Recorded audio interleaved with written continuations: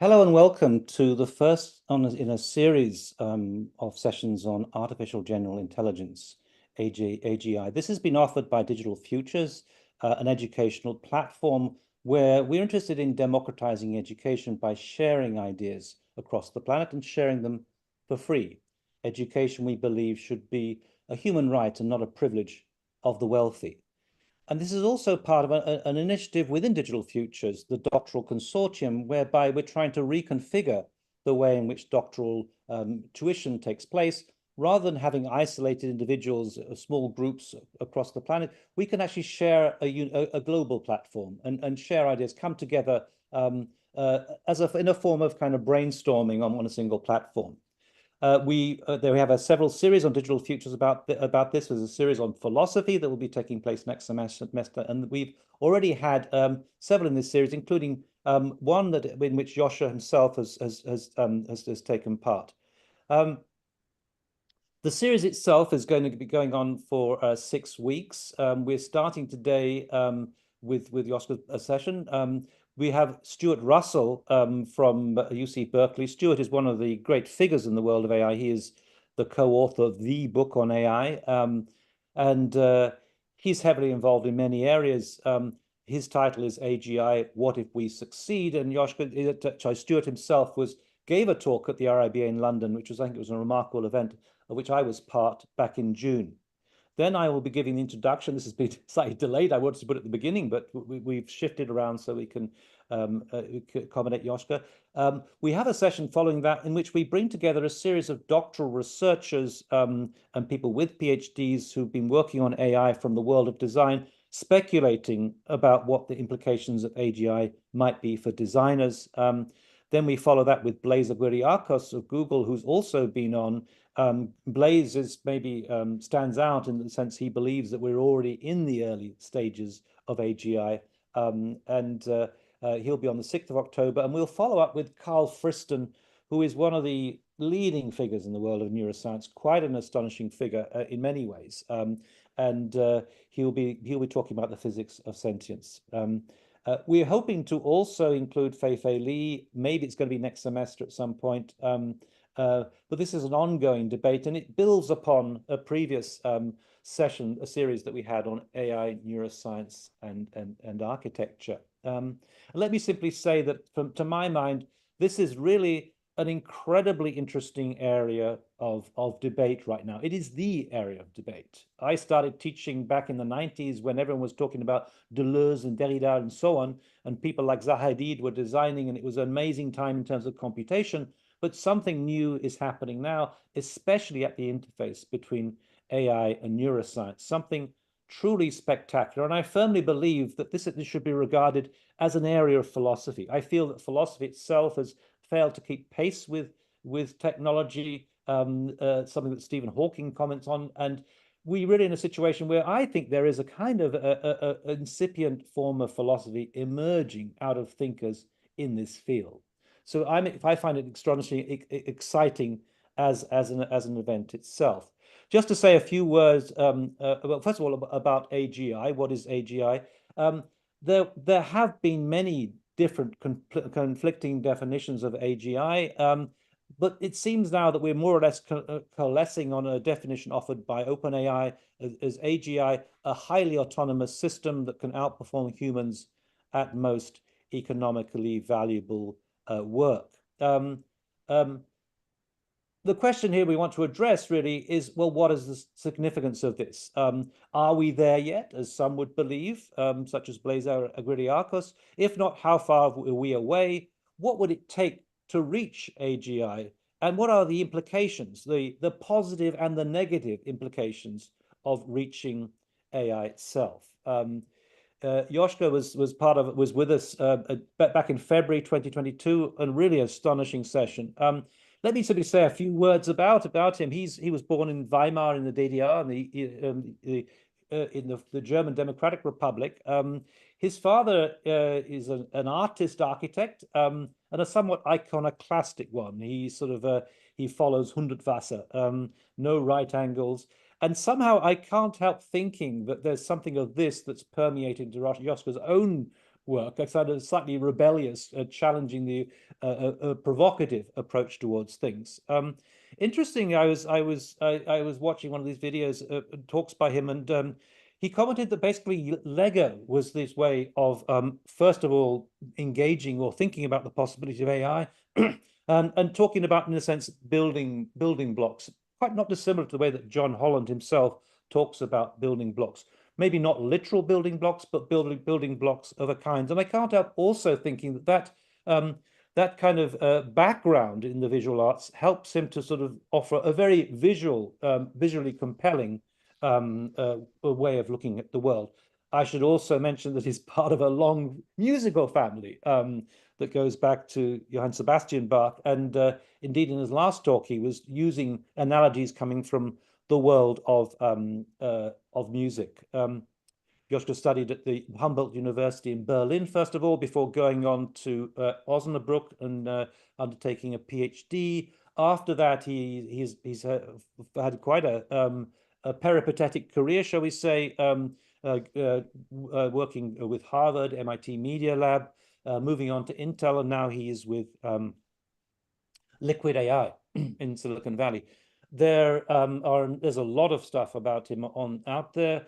Joscha published a book, Principles of Synthetic Intelligence. I'm looking forward to the second book. I know he's incredibly busy, but I really would enjoy that. There's also a TED talk from artificial intelligence to artificial consciousness out there. And there is much more besides. In many ways, the podcast has somehow superseded the book. At the same time, I love books. And there is a number of hugely provocative kind of statements that Joscha's been making out there. We exist inside the story that the brain tells itself. Happiness is a cookie that we bake for ourselves, and so on. Any case, I don't want to go and too much. We're here to listen to Joscha. I'm just absolutely delighted to have him here today. He is probably, without question, my favorite thinker in the world today, and I know that there are many other out there who also feel the same thing. So, Joscha, welcome to Digital Futures, welcome to the Doctoral Consortium, and thank you so much for accepting our invitation to give a talk. Thank you. Thank you, Neil, for this grandiose introduction. And let's get started.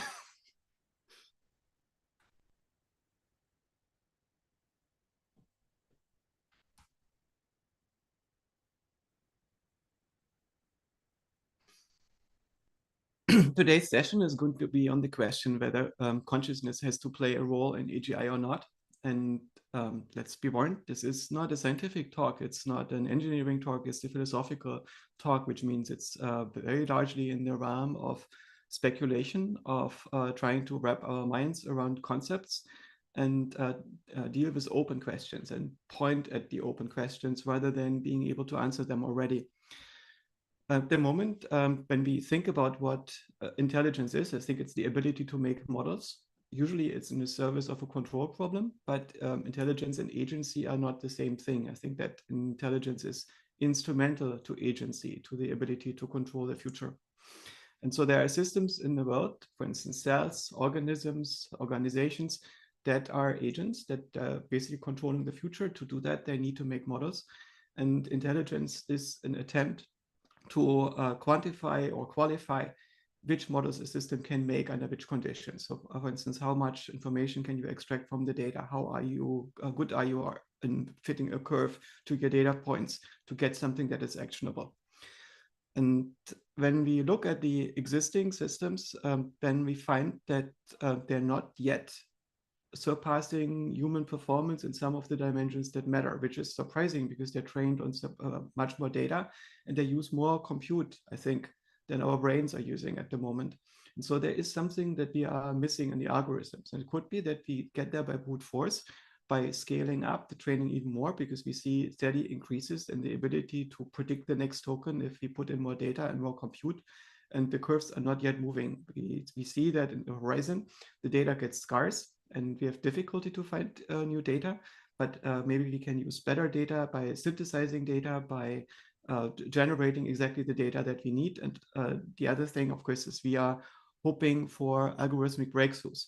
And this is not an idle hope because algorithmic breakthroughs are happening every week. We just don't know how big they are. When we right now play with an LLM, I find that in the areas where I am particularly competent, the LLM is still not reaching my performance because it is being trained to emulate the performance that it saw in the training data. And it's very difficult to do self-play with language alone. Unlike with chess, if you build a system that is playing chess against itself, it can learn from millions of games that it is generating anew, and this allows it to quickly surpass human performance just by self-play. But how do you do self-play with language? How do you do reasoning from first principles? How do you become fully coherent? And so there seems to be something in our own mind that allows us to bootstrap ourselves to being able to do out of distribution generalization, to generate new solutions to problems that are not in the training data based on a far less scarce description of the world than the one that we give to the language models at the moment, using basically all the text on the internet. So when we ask ourselves, how do we get there? Is this via scaling? Can we get to a model that is getting better at AGI research than us, just by training it on how to make code, how to make science, how to make logic, how to make math, and we get this model to walk the rest of the way by just giving it the right question, the right prompt, and it's going to perform all the experiments for us? Or is there something that's fundamentally missing in terms of skills? Do we need to build in some reasoner into the LLM or some prover? Or is there an organizational principle that is going to get the AI system to develop all those skills and then scale itself up?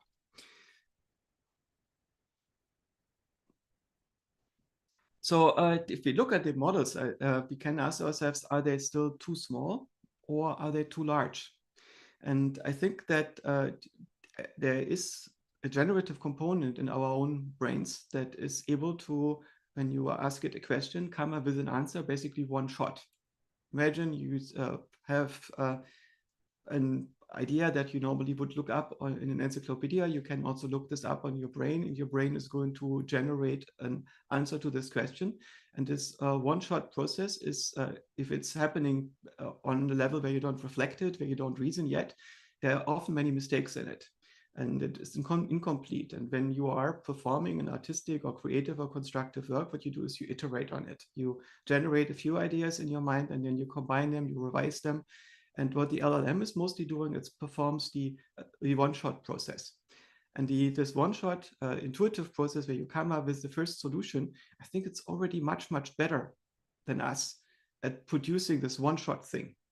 But of course, the iterative process is something that is not doing with the same accuracy and depth and ingenuity as human beings are doing it. And maybe we can make better progress if we limit the size of the models and force the models to deal with much more limited resources. So it's forced to reconstruct more and to be smarter about it. And it's something that we often find when we are working as artists, that we get better results if we constrain ourselves in the tools that we can use, because we are more forced on developing ingenious solutions.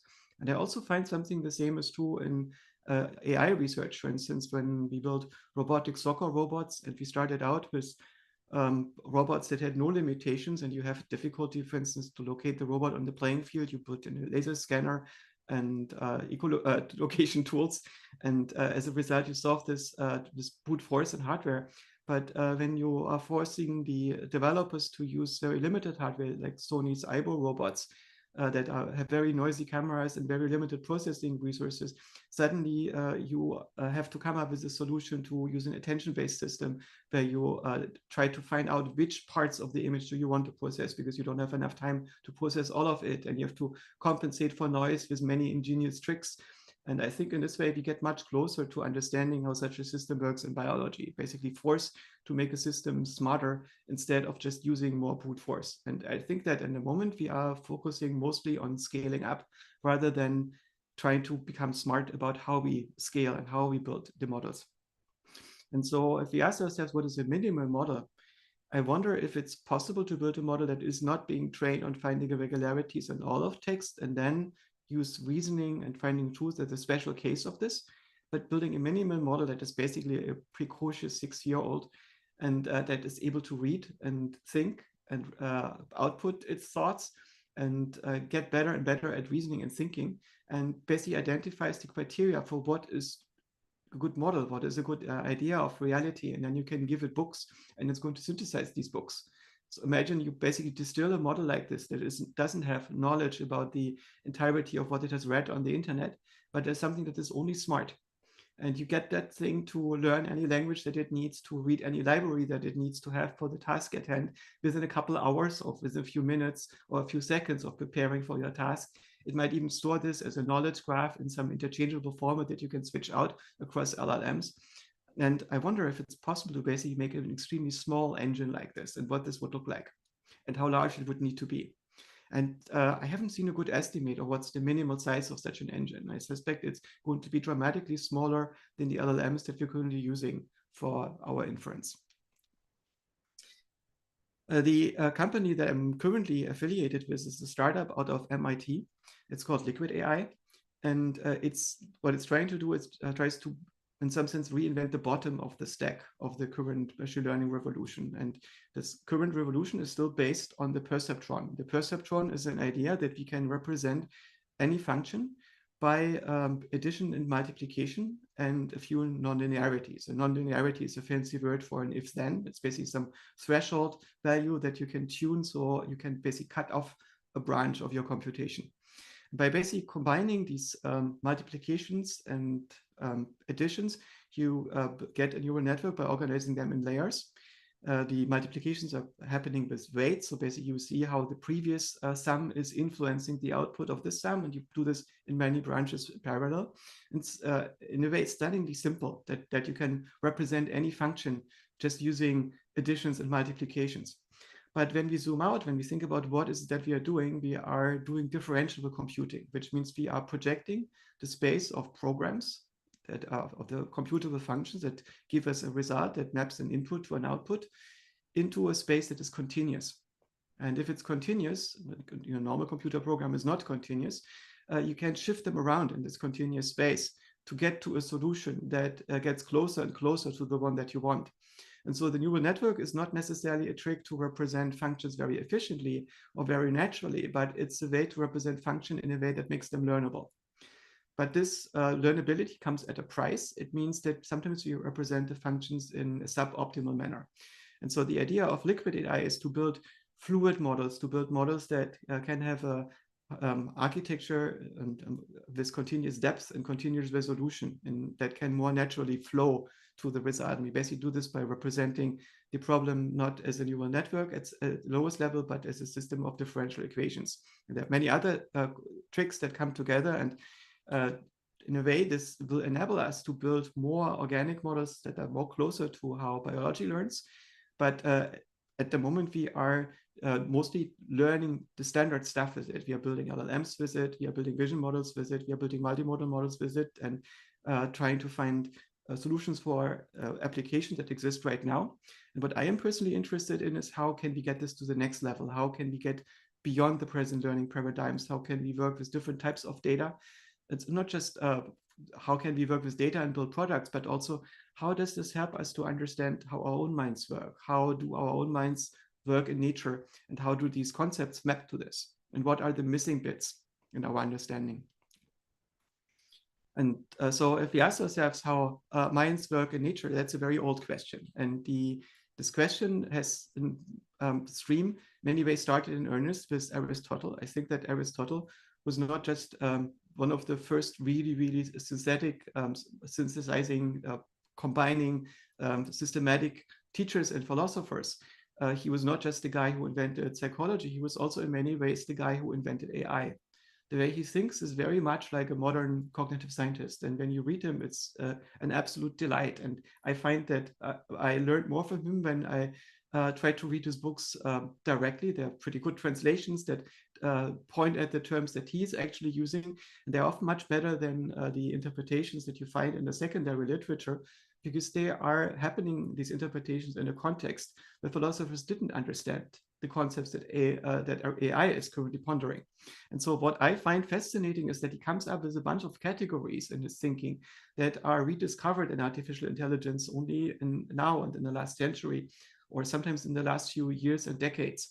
And so he thought in a very constructive way, like an engineer, about how the mind works and how the universe works. And many of the philosophers in between didn't. They didn't have this engineering stance.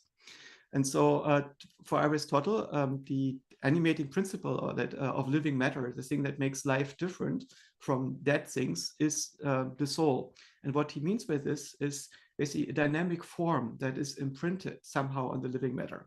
I think today we would call this software. We would say there is a thing that itself is not physical. It's a causal pattern.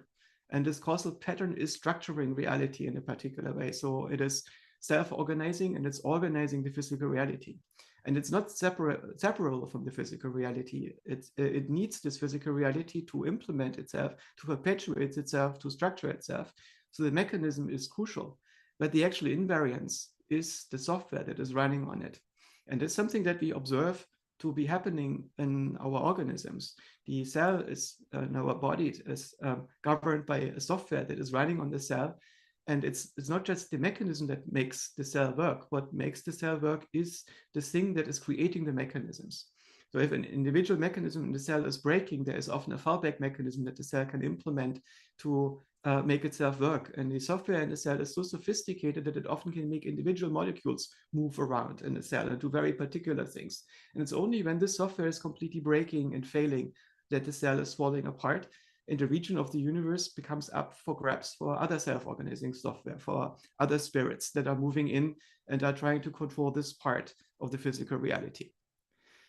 Aristotle distinguishes the soul of our psyche from the intellect, nous, which is basically reason. And reason is something that in Aristotle's views is unique to humans. And I think this has held up. It doesn't mean that animals don't have a psyche. It doesn't mean that they don't have consciousness, they don't have experience, they don't have a way to deal with reality.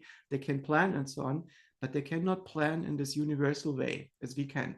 And so this nous refers to an general intelligence, to the ability to formulate an arbitrary problem in an abstract language of thought and reason about it and deal with it regardless of what your environment is at any given time. Aristotle also comes up with a number of concepts. For instance, of perception, he starts out with a sensory image, which he calls icon, that is based on structured sensory data, the eidolon. There is the process of image perception, which he calls eikasia. Geometric shapes are a result of image perception. He calls them morphe. There are schemas, which are basic graphs. The generative images, phantasma. Sensory reproduction, it's mimesis. That's what we do in art, for instance, when we make an abstract depiction of something. The multimodal scene interpretation of our mind is what he calls aesthesis. And on the other hand, we have reasoning. Reasoning is the thing that happens in its own time, that is not entangled with the world in real time. And this reasoning leads to abstract ideas. And it can be used as a rule-based representation, which he calls logos. He also understood logos as semantics in general and as logic in a way. And for Aristotle, there is the idea that there is a logic that is so self-evident, so tautological, that it exists by itself. And so this is the basis of physics. Physics itself is the result of some rules that are so self-evident that they exist by themselves. And so logos is basically underpinning reality in a sense. There's the idea of a token, semeion, of data types, idols, object types, genus, applied types, categories. Associative inference, which is noesis, which leads to ideas. And reasoning, the anoia. He operates with all these concepts. And I find it really interesting that later philosophers are not parsing them in the same way as somebody who is working as an engineer would. And I have the sense that Aristotle would have killed for a computer to test his ideas and systematize them and play with them. But it's very interesting that Aristotle didn't seem to have a hard problem. So this hard problem of consciousness that is so dominant in Western science right now, and we think about consciousness, that keeps most neuroscientists and even psychologists from tackling the question of how to understand consciousness, what it is, how to make sense of it. Aristotle didn't seem to have that problem. And that's quite interesting. And instead, he has a perspective that is much more animist than the one of our culture, that their basic nature is full of spirits, and he doesn't seem to see this as mysterious. How is this possible? How does Aristotle's perspective differ from ours? And this animist perspective, what I mean by this is that living nature is governed by spirits. Spirits are not physical like our bodies, and they are intrinsically agentic and capable of experience. And our Western worldview tends to reject this idea of spirits as a superstition. Right? How could such a thing exist? On the other hand, I think that there might be an issue in our own metaphysics where we have difficulty to map the ideas of other cultures, and that includes Aristotle's culture, the one that exists before Christianity, into our own metaphysics, into making sense of it from the scientific perspective. And to see where these gaps in our metaphysics are, we would need to have a meta-metaphysics. And if you look at the philosophy of the last century, there is very little work done in metaphysics. People like Popper said, let's forget about metaphysics. It's in some sense all nonsense. We need to look at ideas that give us testable theories, and all this woo stuff where we talk about what's before physics and so on. That's not leading anywhere. Let's not waste our time and thought on these ideas.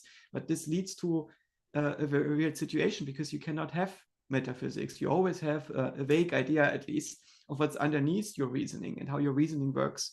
But it also leads us to a situation where we don't teach our kids in school and our scientists in university what is the fundamental metaphysics of reality, what is the fundamental structure that we use to reason, to represent, what is the meaning of meaning, all these questions, right? And if we do not understand these questions, we have problems with first principles reasoning, and our own culture has gaps in its ontology and a model of how reality is being built, and in the way in which we represent reality. What is meaning actually? And I think we have to address these questions in such a way that we can compare across cultures how they make sense of reality, including our cultures.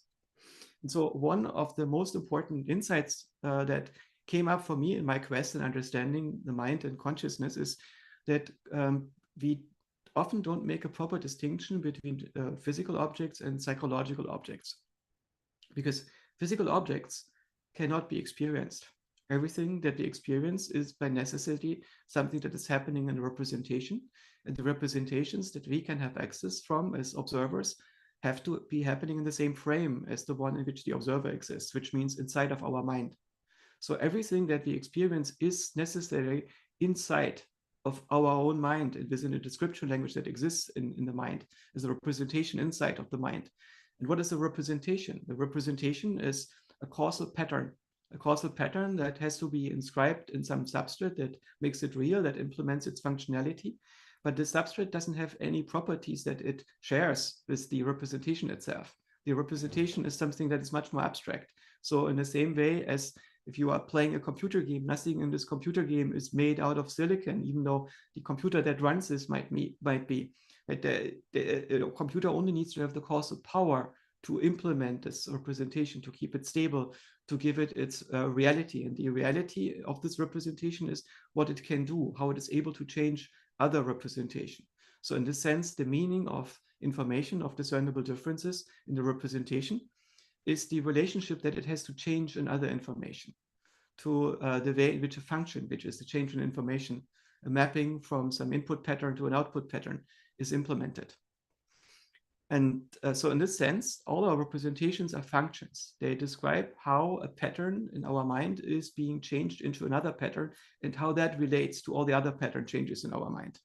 And our patterns in our mind are relating to patterns that are being generated by the universe. Some of the patterns in our mind are grounded in sensory perception, in patterns and activations that come in from the neurons in our retina, in our skin, in our proprioception, according to our best theories. And we have to explain how this is happening. That's already part of this explanation. But within the mind, we have the construct of an observer, and this observer exists as if there was an observer, right? We understand from our scientific perspective that there is no prima facie observer given in the brain before anything else exists. What exists are a bunch of neurons, and they start to exchange messages between each other, and these messages become much more organized. And then somehow in the patterns of these messages, a set of representations emerges that has causal power that can be used to direct the organism and the brain to move the organism to the world, and to produce new representations, new causal patterns in the brain in a similar way as a loom can create patterns. And so imagine that our brain is something like a loom, a mechanical loom that is able to weave an elaborate carpet and also interpret the patterns in this elaborate carpet to move the loom through the world and to generate additional patterns in the loom and interpret those patterns as a representation of what it's like to be a loom in the world, as if that loom existed as the thing that had a unified experience of the world and had interests in the world. And so it uses this model of what it would be like if the loom cared about something. And we are the model of what it would be like if the loom cared about something. So in a sense, we are virtual. We exist as if we did exist. We exist as a fiction that our brain is constructing. We exist in a dream. Our brain is a machine, a loom, that is able to weave a dream. And we are a pattern inside of that dream. We are psychological objects. And when we are in trance with reality, we perceive our environment and ourselves as real. And one very fascinating insight that is open to all the mystic traditions is that we can wake up from this trance. And when we wake up from this trance, we do not necessarily have to wake up in a larger trance in which everything is even more meaningful and entrancing and beautiful. This is one form of waking up. But there is another one in which you realize that what you're looking at is the representation, that you're not looking at any kind of reality, but that you are a construct, and that you're not actually a person, that you're not actually a human being, that you are something that is able to generate a human being, the idea of a human being, and you can identify it, but you don't have to. And when you don't identify with being a human being, you basically introduce an additional layer into the model that separates you from perceiving the model as immediately given, and instead it becomes apparent as a representation, as a causal pattern. And so this notion that consciousness is virtual, you could say it's virtualism. It's not illusionism. Consciousness is not an illusion, it's a construct. It's a virtual thing that exists as if, a virtual reality existing in your brain. It's part of the virtual reality that consciousness finds itself confronted with. And so from this starting point, let's try to define what we mean by consciousness, or let's get closer to a definition. And there are two aspects to consciousness that are crucial. One is what we call the phenomenology of consciousness, what consciousness feels like to us. And that is super important because I think it's not helpful to redefine consciousness in such a way that you would say, oh, a thermostat must have a little bit of consciousness and a rock is also a little bit of consciousness, because it's not obvious to me that the problems that we want to address when we ask ourselves, oh, why is this happening to me? Why is the reality impinging on me? Why do I perceive myself as being awake and confronted with a reality? This doesn't seem to be a problem that we need to resolve when we look at a rock. The rock doesn't seem to have that problem. The thermostat doesn't seem to have that problem. A self-driving car doesn't seem to have that problem. And so it is not obvious to me that we should project the ability to be conscious into them to some degree, right? Instead, what we mean by consciousness, the question that we want to answer is, first of all, how is it possible something perceives to be perceiving? The point at consciousness is not simply that you perceive, but that you notice that you're perceiving. It's a second order perception. And it's a perception, it's not reasoning. You are noticing directly, basically in real time, within the perceptual process, while entangled with the process of the presence of contents, that the contents are present. And so it's a second order perception, a perception of perception that is happening here. There is this process of the observer that establishes itself as the observer. And I think it's basically ramming a stake in the ground from which to unravel reality by making it coherent. And the result of this process of making reality coherent is a sense of nowness.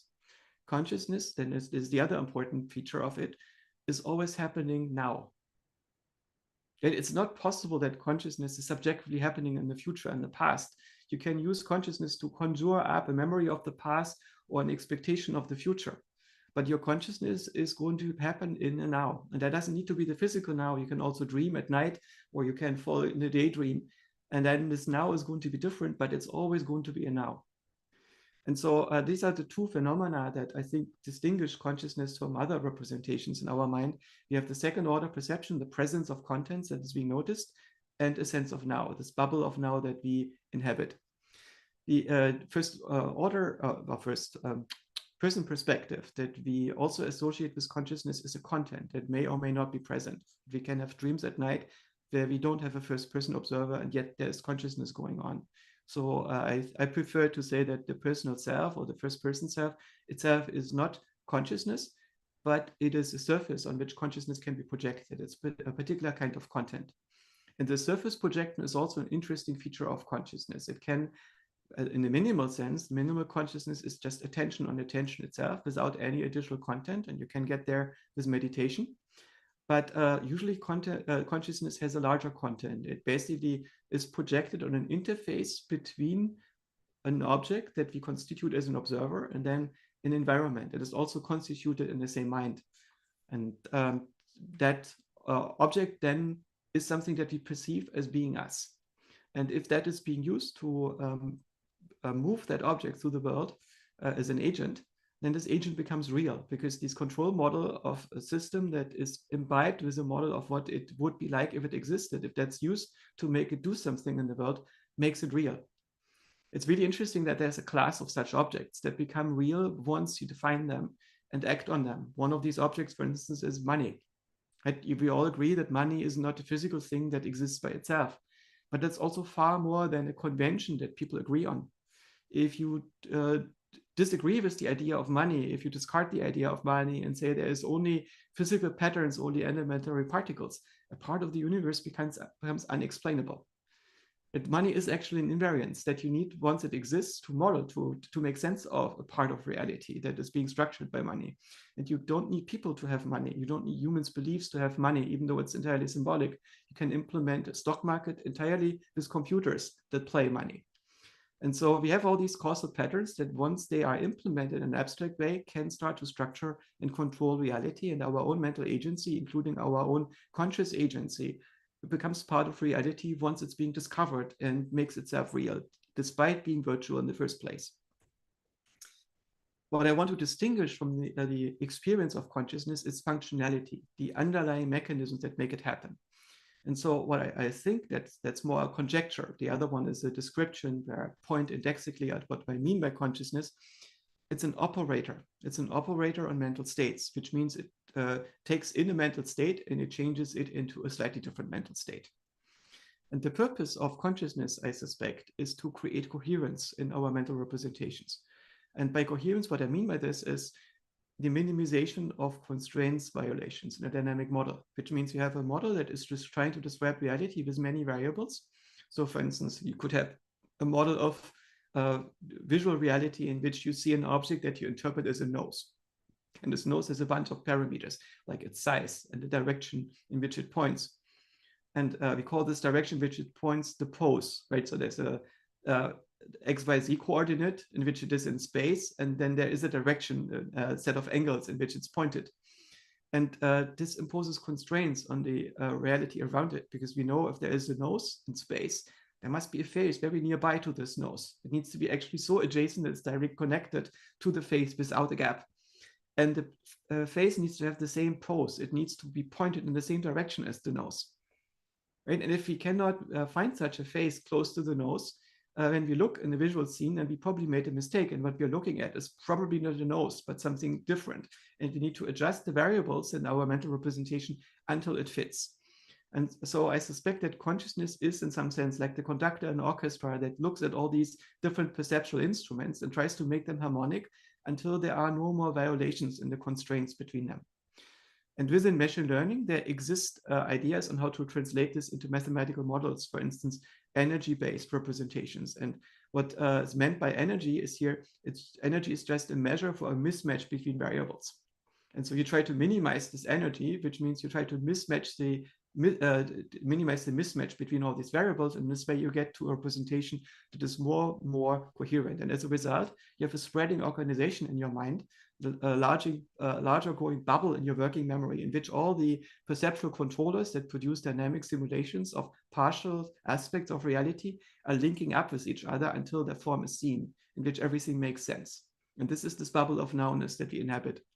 And so in this perspective, I suspect that consciousness is actually the conductor of a mental orchestra. And this role of the conductor is very important. It's basically, it's not a superpower, it's an instrument like other instruments in an orchestra.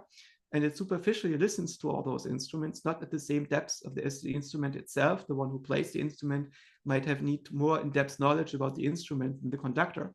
But the conductor is listening to the harmonies across the instruments, and then it zooms in onto those instruments that produce these harmonies, and then it tunes them up and down or tells them to shut up or pipe up. And as a result, it makes sure that everybody is on the same page and the orchestra is playing something that is harmonic and is serving the same goal instead of being somnambulistic, playing only free jazz.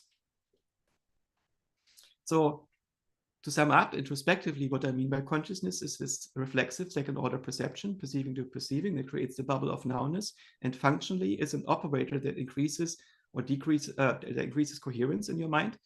And we find this perspective or aspects of it in many theories in cognitive science and neuroscience and psychology and philosophy, for instance, in Barr's global workspace theory that Stanislav Dehaene has adopted for his work in neuroscience, or in the idea of a Cartesian theater that has been advanced by Dan Dennett and Gary Drescher.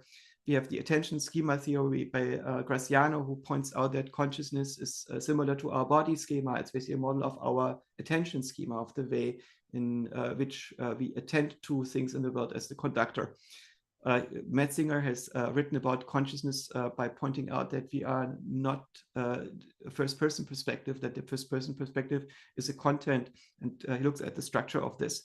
Joscha Bach has written a paper about the consciousness prior, in which he talks about energy minimization through a function that is dynamically adjusting the parameters in our mind until it finds a low energy state, which is precisely this making the mind more coherent. And it's also reflected in many perspectives outside of science, in Buddhist perspective, in the teachings of meditators that help introspectively observe the mind and how to manipulate it for many generations and build knowledge around this. If we look at AI algorithms and minds, they do not seem to have a lot in common. It's surprising that they achieve at some parts different results using so different methods. The way in which we are designing AI algorithms I call this an outside-in design.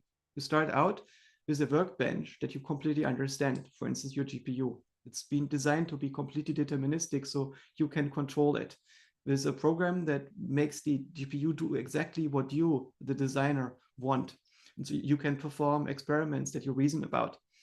And once you implement your machine learning algorithm that is, for instance, minimizing a prediction error, that is trying to increase the ability of the system to predict the training data, you work with decoupled data, with static data. You basically build a big database of training data that is, for instance, pictures with descriptions of the pictures that are not continuous, that are not related to each other, except that they're taken by cameras in the same universe, or drawn by people in the same universe, being described by people in different languages in the same universe. And it's the only thing that they have in common.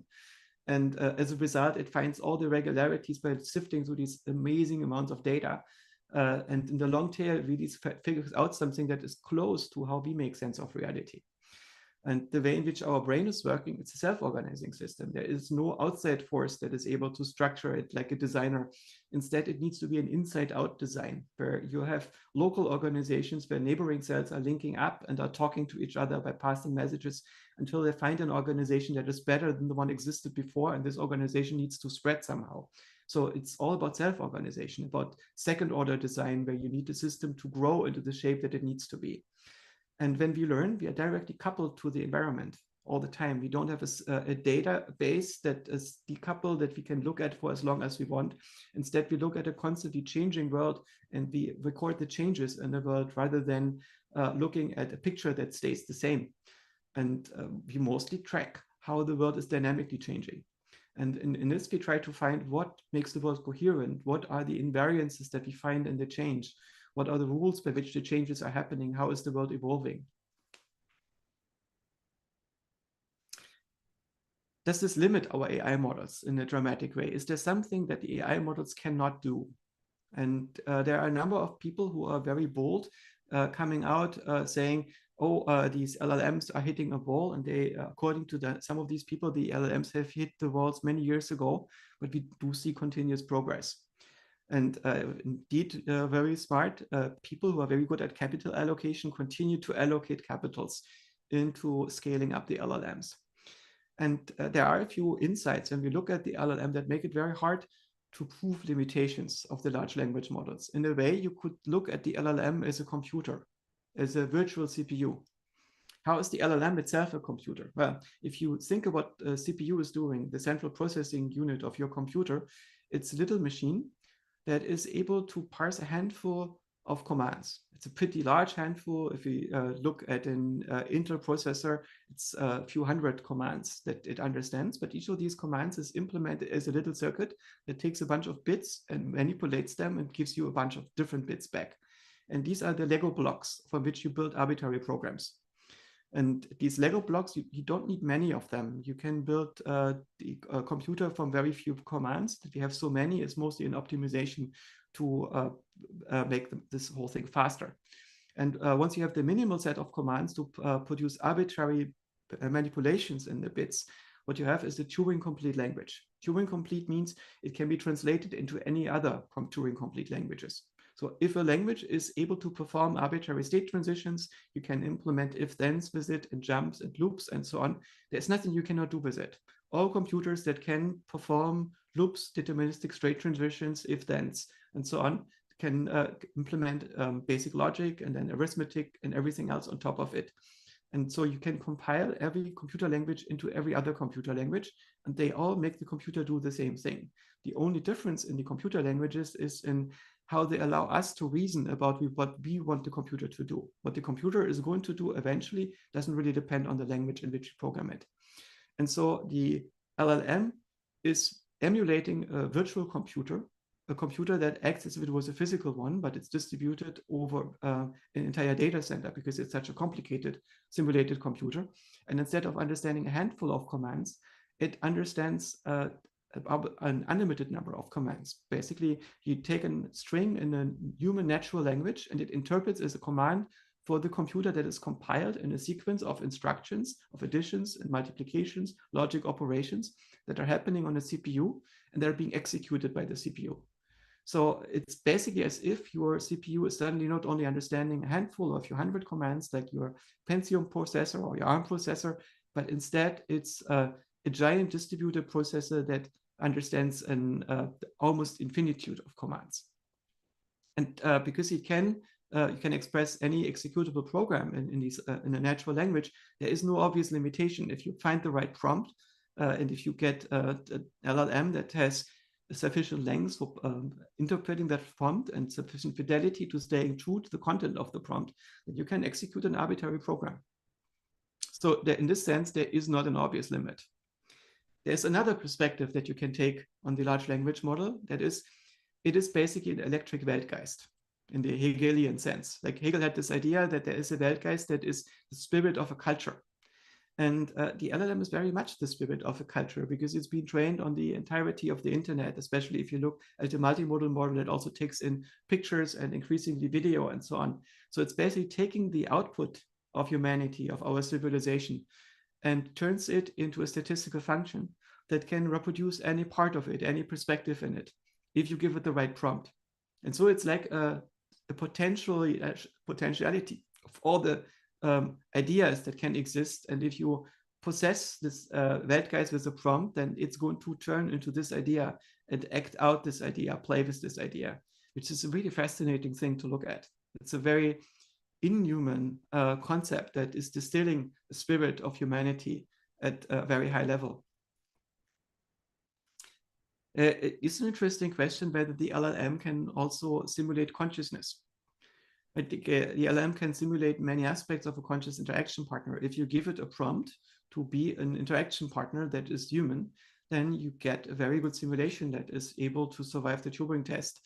And to perform such a simulation, you need a lot of the functional equivalence of the simulacrum, right? You need to have something that is able to form a sequence of thoughts in its mind and then report on that sequence of thought and reflect on it. It needs to be able to simulate emotional states and then report on the contents of these emotional states.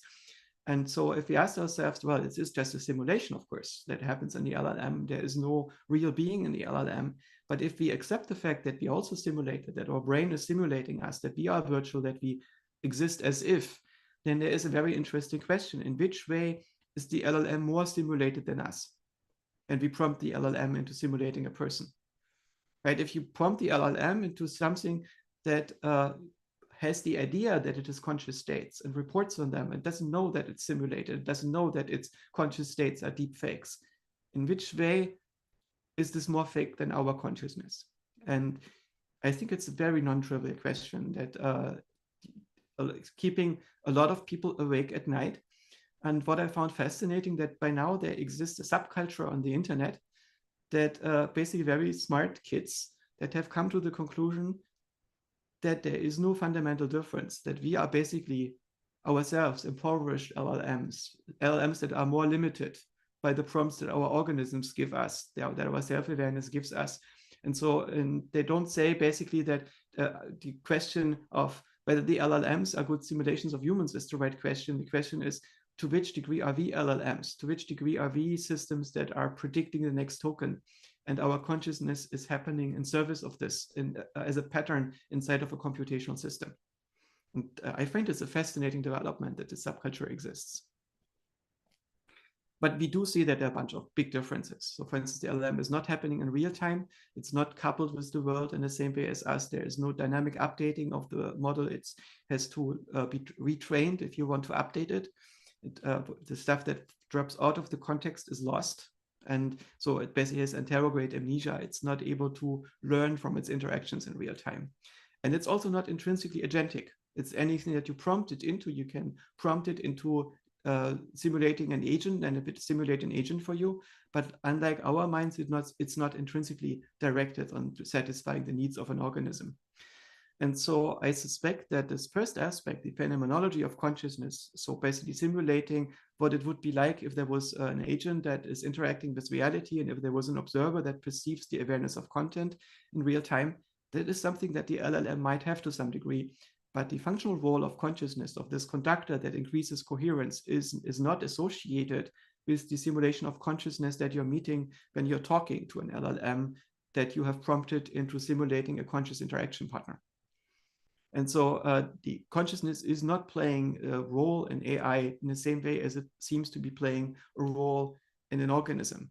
And so when we want to test for consciousness in an AI system, we cannot simply use a Turing test, because the self of a report of an LLM that's been trained on human output might be almost meaningless, because it is trained on a lot of conscious self-reports of human beings. And so it might just be reproducing a sequence of words that is unrelated to an underlying functional structure. And so instead, we need to ask ourselves, is the system acting on a model that it's aware? Right? When we ask ourselves, is the cat conscious? What we need to ask ourselves is the cat aware that it's aware? Does the cat inhabit a bubble of nowness? Does the cat notice that it's happening now? Is the cat basically acting on this causal model of its own awareness? And this is also not trivial to test, but it's a functional question. And it's a question that we can study in a system that we are building ourselves, because we can basically open the black box and we see how the information is moving around in our computational substrate and what's the best description of what's happening in there. But what's also interesting, that our consciousness is a tool to make us more coherent in realms that we have not visited before. And this allows us to creatively self-transform. When we talk about free will, we are not talking about a physical thing. Will is a psychological thing. It happens inside of our mind. It's the representation that our psyche is trying to commit to a solution to a problem that we have. And this is what we experience as will. It's this representation of an impending commitment. And free will means that this decision-making happens under uncertainty for the first time. Free will is the representation that we are making a decision for the first time at the frontier of an open universe, of a subjectively open universe, where we are doing something for the first time. And this means that we creatively change ourselves into something that learns something, that has learned something, that becomes more capable. And if consciousness is instrumental in this, then we find that at the moment, we don't have that kind of creative self-transformation in AIs. And I think that's also a reason why I haven't seen an AI artist so far. An AI artist for me is not a system that is translating a prompt into a pretty picture that is distilled from finding statistical regularities in human output and the association with text that accompanies it. This is basically just a very sophisticated brush. And digital artist would be something that is reflecting its interaction with its own output and with the world and learns from it. So it becomes an own voice that is developing, so you can track its own trajectory, that it becomes a mind that gets visible for us by having its own creative voice. And I think it's totally possible to build such a thing, but I haven't seen it happening yet. And I'm excited for something like this happening, that we will at some point do see an artist that is inhuman, but is recognizable as something that has its distinct own voice, its own development, its own trajectory through the world and through the world of ideas. So in my hypothesis currently, I think that consciousness might be a learning algorithm, biological learning algorithm. And this hypothesis is based on the observations that humans, when they don't learn, when they don't become conscious, they cannot really learn. They remain vegetables. And we do not become conscious at the end of our mental development because consciousness is so terribly advanced. But at the beginning, newborn babies are already conscious, right? They don't have a self model yet, as far as we can tell. And they might have difficulty to detect contrast in the world and to associate direction with sound and so on. But there is an intentionality, a spirit behind their eyes that is awake. And this spirit is there first, not last. And if the spirit is not there in the newborn child and never forms, then this newborn child is not going to turn into a human being. It is going to remain a vegetable. And all of us are conscious. So it doesn't seem to be an easier solution that nature could find to produce meaningful human behavior, to produce an agent that is meaningfully interacting with the world than using consciousness, which might lead to consciousness being actually quite simple, so simple that it's the first thing that is being discovered in a complex nervous system, not something that is only forming at a very high level of organization. Does it make sense to apply the idea of consciousness to project it into other animals, or are we anthropomorphizing here? Well, I think that the idea of anthropomorphic is a pretty derived idea. We might also be anthropomorphizing people too much. And I remember when I was studying psychology, my psychology professor told me that the idea that dogs have mental states is preposterous because that would be far too advanced for a mental state. And I found this leads me to two notions. First of all, I thought this psychologist has never actually interacted with the dog, because the dog is able to generalize, and this generalization ability requires the dog to form mental states, to form an idea of, for instance, the mental states of a human being that is interacting with the dog. And that itself is an abstraction, it's an invariance that is not directly available as a stimulus to the dog. And the other thing that I felt is the psychologist is not thinking of the dog's minds from an engineering perspective. So when I asked the psychologist, how does the dog work? How does the dog able to learn? The psychologist said it's all stimulus reaction patterns. So there's a direct mapping between a stimulus and the desired output. And the dog is learning these direct mappings. So from the perspective of an AI researcher, I would say that's a lookup table. But this lookup table does not generalize and would be extremely long.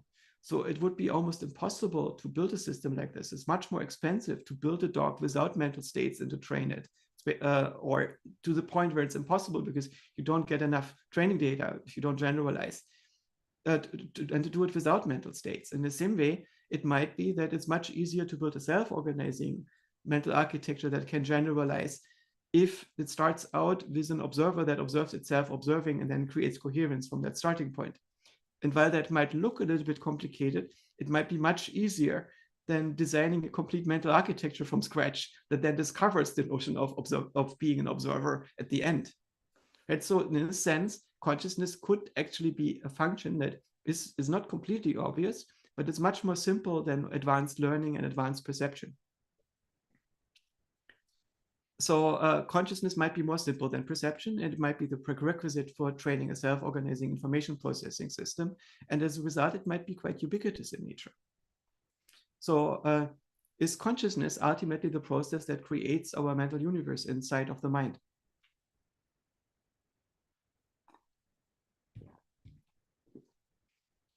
I think this hypothesis that consciousness is such a process that creates the mental universe is a very old hypothesis that has been existing for a very long time. And I think it's hidden in plain sight. We find this hypothesis possibly in the Bible, in Genesis 1, the first book, the first chapter. And this is a very weird text. It's a text that is old. It has been integrated into the Jewish scriptures, probably around 500 before our time. But it might be something like 3,500 years old. We don't really know, because the oldest known copy is about 200 or 100 before our time, before Christ. But the first complete copy is many hundreds of years later. And so basically you have some fragments that have been found in the deep sea scrolls. But this text has undergone several transformations. It has been, it probably was originally chanted. And so the structure of the 6 days and so on might be the result of this being divided into chants initially. And this text starts out with with God, with the creative spirit, the Ruach Elohim, hovering over the face of the waters, and then it creates a firmament that separates the waters above the firmament from the waters below the firmament. It's quite cryptic, and so I suspect that there have also been some translation errors going on. And it also ends with this very weird notion that this creative spirit that builds the universe, the Christians interpret this as a supernatural being creating a physical universe, then creates ourselves in its own image. And I really don't look like a spirit that hovers over the waters. And I suspect that this is actually more like a 6-step hypothesis about infant mental development. So what would this look like? At first, we basically have this primordial consciousness that forms in our mind. It's basically this conscious spark. It's the spark of creative spirit that is able to build representations. This is basically the conductor that forms before most of the rest of the orchestra is present. And so at this state, your brain is uninitialized. It's tohu vabohu. It's without form. There is no real world represented in your brain. And it creates a boundary, a firmament between a substrate that is representing the world model and the part of the substrate that is representing your ideas. And your world model and your ideas shouldn't be mixed, because there is a part of reality that is meant to track your sensory data, to predict what's going to show up next on your retina and so on. And this part needs to be real-time updated and present the current scene. This is what you think is stuff in space. This is what Descartes calls res extensa. And it's actually our world model. It's part of our mind. What you perceive is not exactly what's happening in front of your eyes. What you perceive is the model that your brain is creating of what's happening next on your retina. And so it's a model that is happening at a very different time scale than physics. It's a very different resolution than physics. Colors and sounds are not in physics. They are aspects of the mathematical functions that your brain has discovered to model physics. And model physics at the resolution at which neurons function. And we observe that our brain is functioning roughly at the speed of sound. It's quite interesting to see how long it takes for signals to be processed in neurons and passed on to the next neuron. And so if we zoom out, we see these activation waves going through the brain and updating. And subjectively, we also notice that the resolution at which we perceive reality is the resolution of sound. So basically, if you have more than something like 50 blips per second, we can no longer distinguish them, and they become a single note, a single sound. They are no longer distinguishable as individual impulses. And this is related to the speed of neural firing, of the way in which we can update reality. It's not a direct one-to-one update, because our brain is still going to do some processing to get some sub-pixel resolution and so on, to get slightly higher resolution that you would get just from the neural firing. But it's roughly in this magnitude where you can perceive reality. This is the speed at which your mind is functioning, at which your representations are meaningfully updated. And that's not the speed of physics. It's a speed that is far, far, far lower. It's also a speed that is far lower than the speed at which our GPUs are updating. And so on one hand, we have this world model that is entangled with perception, and the other hand, our memories, ideas, hypotheses, and so on. And if they would intermingle with the world model, then we would hallucinate them. And so we need to separate them. And so I suspect that this firmament is separating parts of the substrate of these waters. That is basically the boundary between world model and idea sphere. And this leads to this dualist idea of Descartes that there are two domains: res cogitans, the sphere of ideas, which the Christians translate as heavens. And then we have res extensa, the world model, the sphere of the predictions of what's happening next in the world. And they are two domains of the mind. And I suspect that part of the hard problem results from our attempt to map res cogitans on res extensa, because we treat the world that we perceive, that we can touch, that we can hear as physical reality in our culture. And I think that's a mistake. It's a psychological reality. It's a dream. And when this text, Genesis, was written, it was happening in a culture that was not aware of the idea of a physical universe. That is an idea that was popularized by Aristotle, that there is basically physics that the mind is inscribed on. Most of the other cultures, like Buddhist cultures, are not very concerned about physics. They are only concerned about the dream reality that we are in, about the mental reality. And so when Buddhists are changing the world, they are changing the mental world that we are in. They adapt us to the physical world. Whereas our culture is obsessed with changing the physical world, with splitting the atom, with dealing with the objects that are giving rise to our mind and not adapting our mind. We are all into making the world compatible with us rather than make our minds compatible with the world. The next thing that our consciousness is doing, it creates contrast. And it associates the intensity of the contrast with light, with the color of the day, and the absence of intensity with darkness, with the color of the night. And now it has a dimension, a continuously changing dimensions. And machine learning people know that by combining dimensions, you can create arbitrary objects. And the first object that our mind is creating is space. It combines two dimensions and it gets the plane. And it uses the plane to describe the ground that the infant is crawling on. And initially, infants only make sense of 2D. They cannot build towers, not so much because they cannot move their body yet, but because they cannot reason in 3D yet. They mostly make sense of the world at first in terms of 2D. And then they figure out how to reason in 3D, and they create a model of three-dimensional space and how objects relate in 3D. Because this is the model in which all the photonic electromagnetic interactions happen, at which the shells of atoms bounce at each other, and in which sound propagates and light propagates and so on. That's the world that we find ourselves in, is the 3D world, is photonic space. And so we don't need to model a space that has more than these 3 dimensions plus a temporal dimension. And so in this space, we create liquids and solids and organic shapes. And then we discover how they're invariant against lighting changes and also the change of time. And so we get this temporal invariance, and we get the invariance against the changing of light and how the light is moving through the sky and so on. And then we create models of the objects around us, of plants and animals and geometric shapes and so on. And we give them their names and we populate the world with it. Again, this is not the creation of a physical universe. This is the creation of mental representations that is being described in Genesis, of the universe that every one of us is creating in their own mind. It's the universe that we are interacting with. And so at some point, this consciousness realizes that the purpose of the exercise is to orchestrate the interaction between an agent and its environment. And it makes a model of this agent that is interacting with the environment, a model of a human being. And initially, most infants, when they learn to speak at the age of 1, tend to refer to this model of this human being in the third person. And I suspect it's because they don't identify with it yet. They don't perceive themselves from this perspective yet. Instead, they are the dreamer that is creating this reality.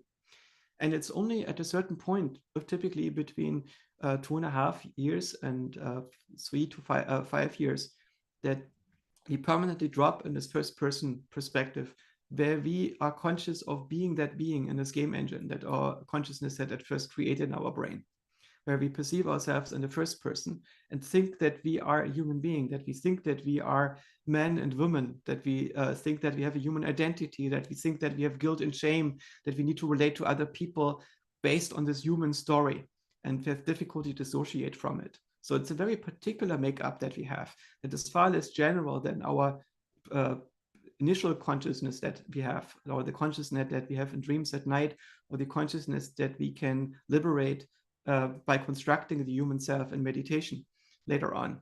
And so we get to the particular architecture that is similar to an architecture that Freud saw it of the human being. We have the mind, which is a protocol layer in which we can represent reality. And we have a world model that is entangled with the environment and is tracking the sensory data. And part of this world model is available to a personal self. It's projected on the surface of this personal self along its modalities that it cares about. and it's conscious attention. And so part of the personal self is the model of the world, and part of it is the model of its own motivation and emotion, basically the score that your mind is keeping for you about how you are functioning in the world. And your personal self is a model of what it would be like if the person existed that had these emotions and motivations and this perception of the world. And then your mind is observing what does the person do under these circumstances, and then uses the output of that personal model to drive the organism.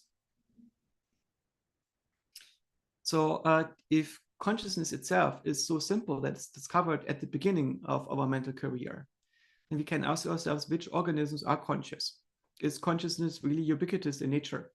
And so I am not sure which organisms are conscious, of course, but I suspect that it's irrational to pretend that cats and dogs are not conscious. If you're interacting with them, you notice that they are aware that you are aware of their awareness, because you can build real-time feedback loops into their own minds. You can build genuine perceptual empathy with them. You can entangle yourself with their mind in such a way that you can have shared mental states.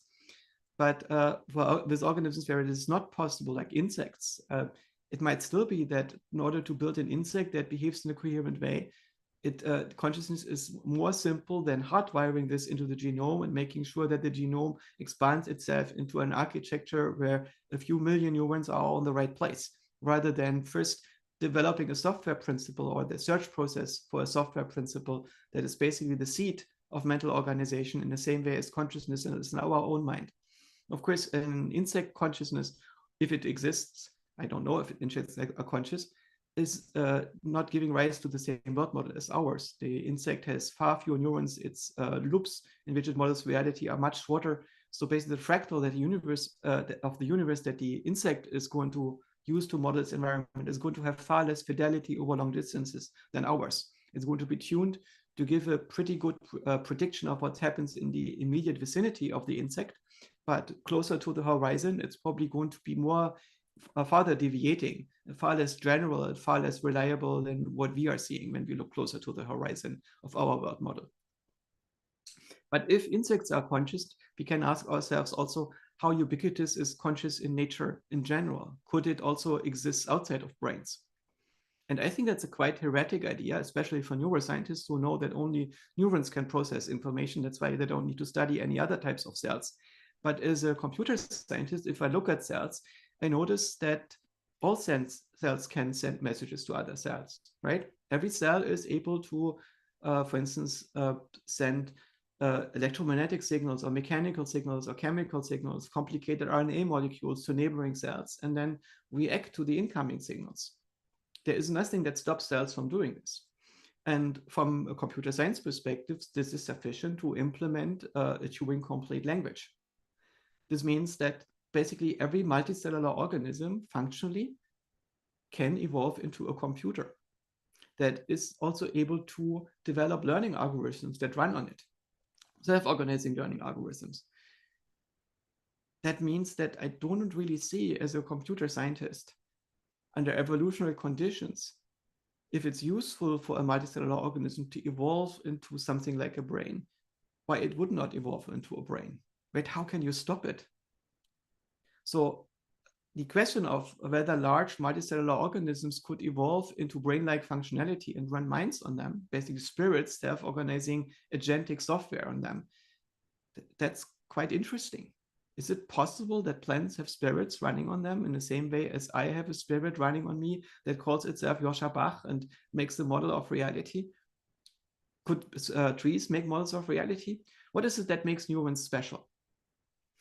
And neurons are special. I think neurons are telegraph cells. They have an extremely interesting function. They have axons, which are basically arbitrarily long wires. They can sometimes be many centimeters long and sometimes even meters long. If you look at the neurons of giraffes or the neurons that go through our spinal cord, they can send information very quickly over long distances. And if you want to send information to a long wire quickly over long distances, you need to find a code that is very fast and stable over long distances, something like a Morse code. And we observed that neurons have discovered something like a Morse code. They have these spike trains, these bursts of activation. And this is basically an evolved Morse code, I think. That's something that the neurons are using to send information as fast as possible to the organism of an animal to move the muscles as fast as physically possible. And once you can move your muscles so fast, of course, you also need to make perception and decision-making very fast. And so our animal organisms have built an information processing system entirely out of telegraph cells. But this doesn't mean that you, in order to process information and make a model of reality, you need telegraph cells. In principle, if you are fine with being very slow and noisy, you can also use just adjacent cells and then use arbitrary message types. And if evolution has figured out how to do information processing in other organisms, it follows that multicellular organisms that are large enough and old enough are basically very slow, noisy brains. And do we find evidence for this? Yeah, we do see that plants are capable of learning, and we have evidence for communication within a plant. Right? If you are harming, for instance, the limbs of a tree, you see reactions that are spreading through the entire tree and make the tree consistent with the change in this limb, and are trying to repair this. And there's going to be organizational changes throughout the tree that are coherent. So there is long-range communication, long-range software that is happening in the tree.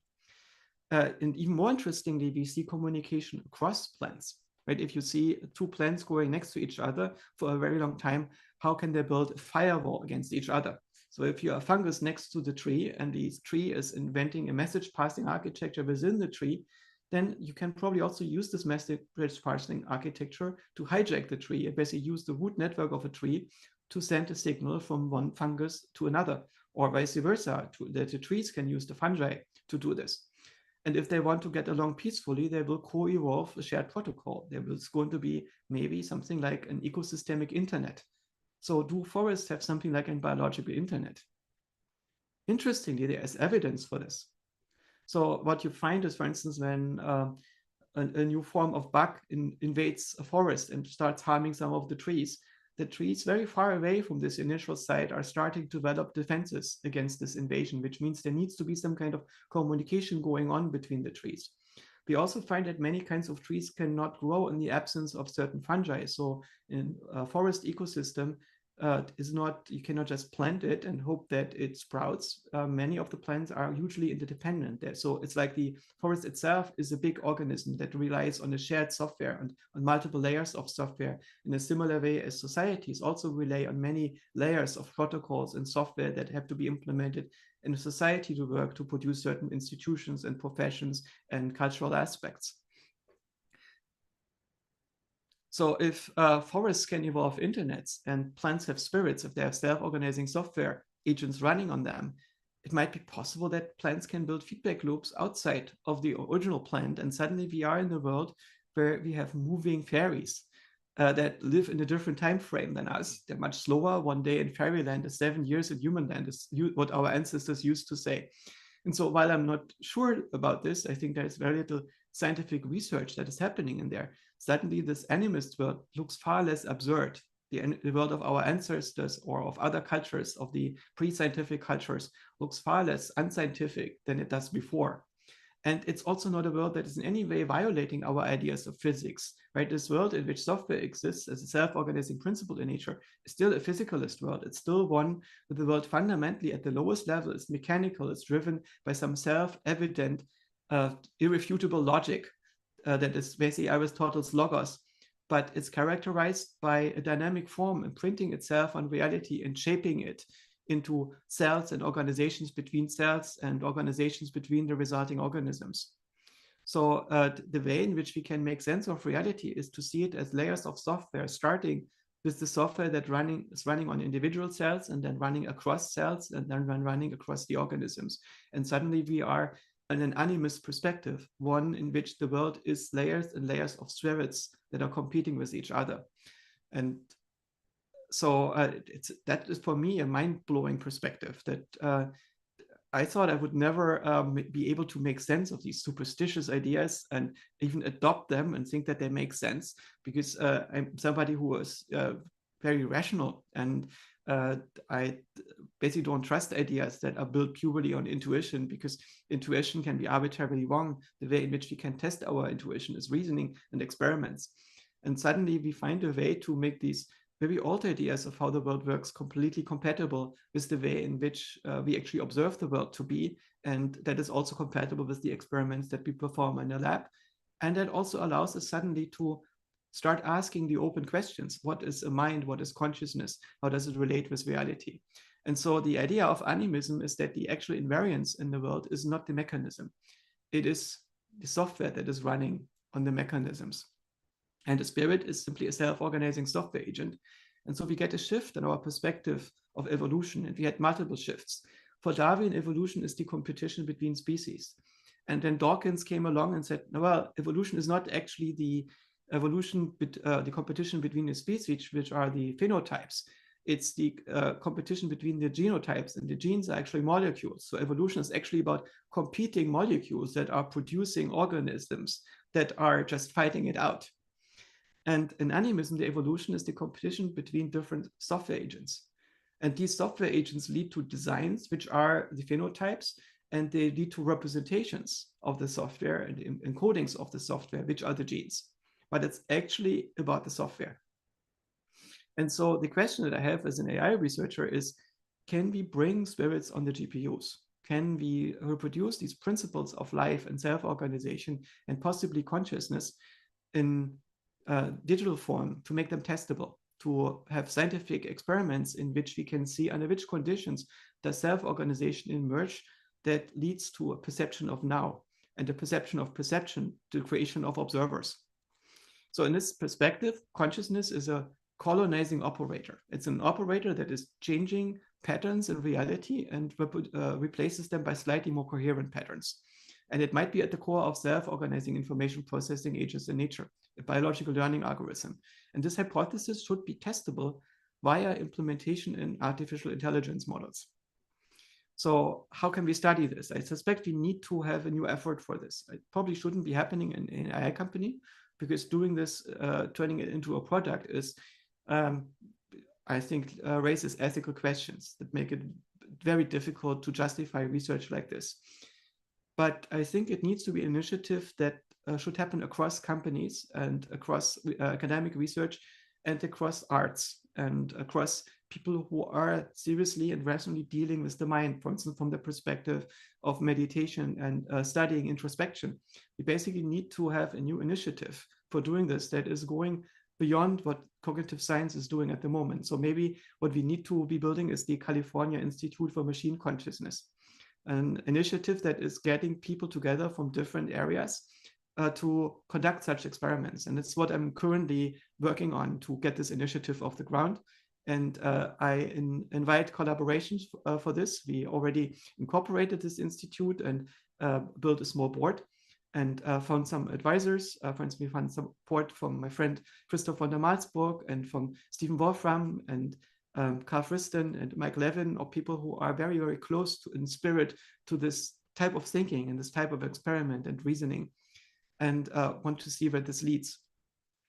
So the way in which we could study this, that we build trainable substrates, trainable in a similar way as cells, and we expose them to a curriculum of increasingly difficult sequence prediction tasks, basically how to predict the next frame in a video stream, or how to move an organism in a simulated world.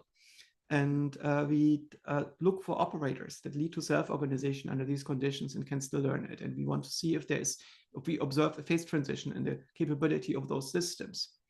Or maybe there's other ways. Maybe we can figure out analytically under which conditions such systems might work and implement it directly. And so there are many, many open questions in there. We have to find out what is the right functional abstractions for conscious systems. So in which way can we think about this? And I suspect that the right way to think about it is not the sequential Turing machine that we are using at the moment in our computers, which means that every state has exactly one successor state. But in biology and also in physics, the universe, I suspect, is a multi-way machine. It's what we call a non-distributed Turing machine. And the non-distributed Turing machine is not one that is intrinsically random. It's one that is branching. And because it's branching, you do not know which branch you are in, because there are going to be versions of you that are going to be in each branch. And so the way in which our brain is working is every neuron it's slightly indeterministic. The neurons are all a little bit noisy. And so if the neuron has a particular internal state, and if the environment of the neuron, its receptive field, has a particular state, then there is not only one state that the neuron can go in. There is a range of states that the neuron can go in, right? Because it is a little bit random. But to make a mind work, you need to make the mind more or less deterministic. You do not just want to forget the bits that you computed before. This is what indeterminism does. It destroys information. Instead, so to make the new brain robust, you need multiple neurons. You need to create redundancy. You take a population of neurons, connect them to the same receptive field, and then in a statistical average, they might do what you want. But if you look functionally at what the neurons are doing, they are now in a superposition, almost like a quantum computer. They are computing a range of possibilities simultaneously. A group of neurons is computing a superposition. And only in the next step, or after a number of steps, they're going to vote among each other and the state is going to collapse. So it's a slightly different computational paradigm when we look at how the brain is working. Maybe we need to look into these different paradigms and store information differently on our substrates to get to this form of self-organization. I suspect that ultimately it does not really matter, because you can show that mathematically the non-deterministic Turing machine and the deterministic Turing machine are equivalent. You can compile one into the other. And once you have a system that is working, the AGI will be able to compile itself into any kind of substrate. But to discover principles like this, you may have to use a different organization at the beginning. There's also an interesting question with respect to ethics. There are many people right now who are worried about the prospect of AGI. And personally, I don't think that the LLMs represent AGI already. They are able to do a lot of things that people are doing when they are faking intelligence. They're very good at prompt completion, but they are not intrinsically agentic yet. And they are relatively easy to control. I don't see them going boom anytime soon, even though we cannot prove that they don't. But they seem to be quite controllable. But if we ask them to simulate an agent, we can possibly build agents with it, or also equip humans with agency that plays very short games. We could create mindless organizations that we are interacting with, that are faceless, that are no longer reasonable, that do things that everybody of us is agreeing are nonsensical, and yet they are doing it because they perform some very short-sighted business logic only. So we could end up with building golems, a machine that is being driven by a very simple algorithm, but is super powerful. And as a result, it is shaping our reality in something that we don't want, that we get basically colonized by silicon golems. And this is something that I'm worried about. I'm worried about a future that is boring, one that is reducing complexity and replaces the world by something that is obviously mechanical, that is obviously stupid, that is not creative, that is not adaptive, that is not open to finding better structure and creates more complexity. And I suspect if we want to build artificial minds that are adaptive, that have that kind of complexity, we will need to give them an idea of who they are and who they can be and what they can actualize. And it's also a perspective that we need to revive in our own civilization, that we become creative again, that we understand who we are in the larger game of life and consciousness on this planet. And so I think what we need to have to align AI is in not just AI ethics, where we make the AI consistent with our current ideology and with the current thing, but where we are thinking about what is the place of an intelligent system in the greater game of life and consciousness on Earth. And I suspect that we cannot have an AGI ethics without understanding what consciousness is, because that's actually what we care about. We care about not being bipedal or being monkeys, but we care about that we are conscious beings that realize their potential in this universe. And when we want to build intelligent agents that have actual agency, they need to have shared purposes with us. And this means that basically it needs to be life and consciousness that is spreading on the new substrates rather than the other way around. There's people like Thomas Metzinger, who I very much respect, who's very worried about building conscious AI because he thinks it's going to suffer. And this is something that I'm personally not so much worried about, because I think that suffering is the result of a lack of consciousness. Suffering happens inside of the mind. It's not something that is happening at the boundary between an organism and the universe. It's happening at the boundary between the self model and the world model. It's happening at the level of your emotion and motivation as an involuntary reaction to how your outer mind keeps the score that you have in reality.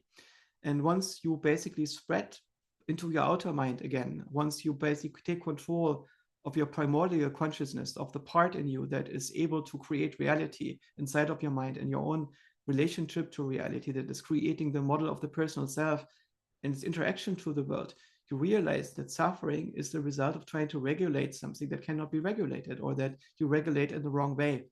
And so you can modulate your pain signals or turn them into information instead of pain. And so suffering, I think, is always the result of a mistake in your regulation. And the way to deal with mistakes in your regulation is better information processing system.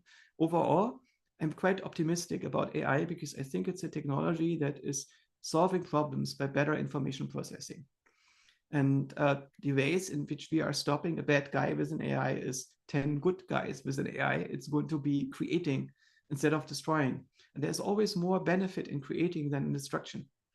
That this is the thing that makes me much more optimistic about the future, that makes me think that basically AI is a very positive thing, that consciousness and life are being started right now.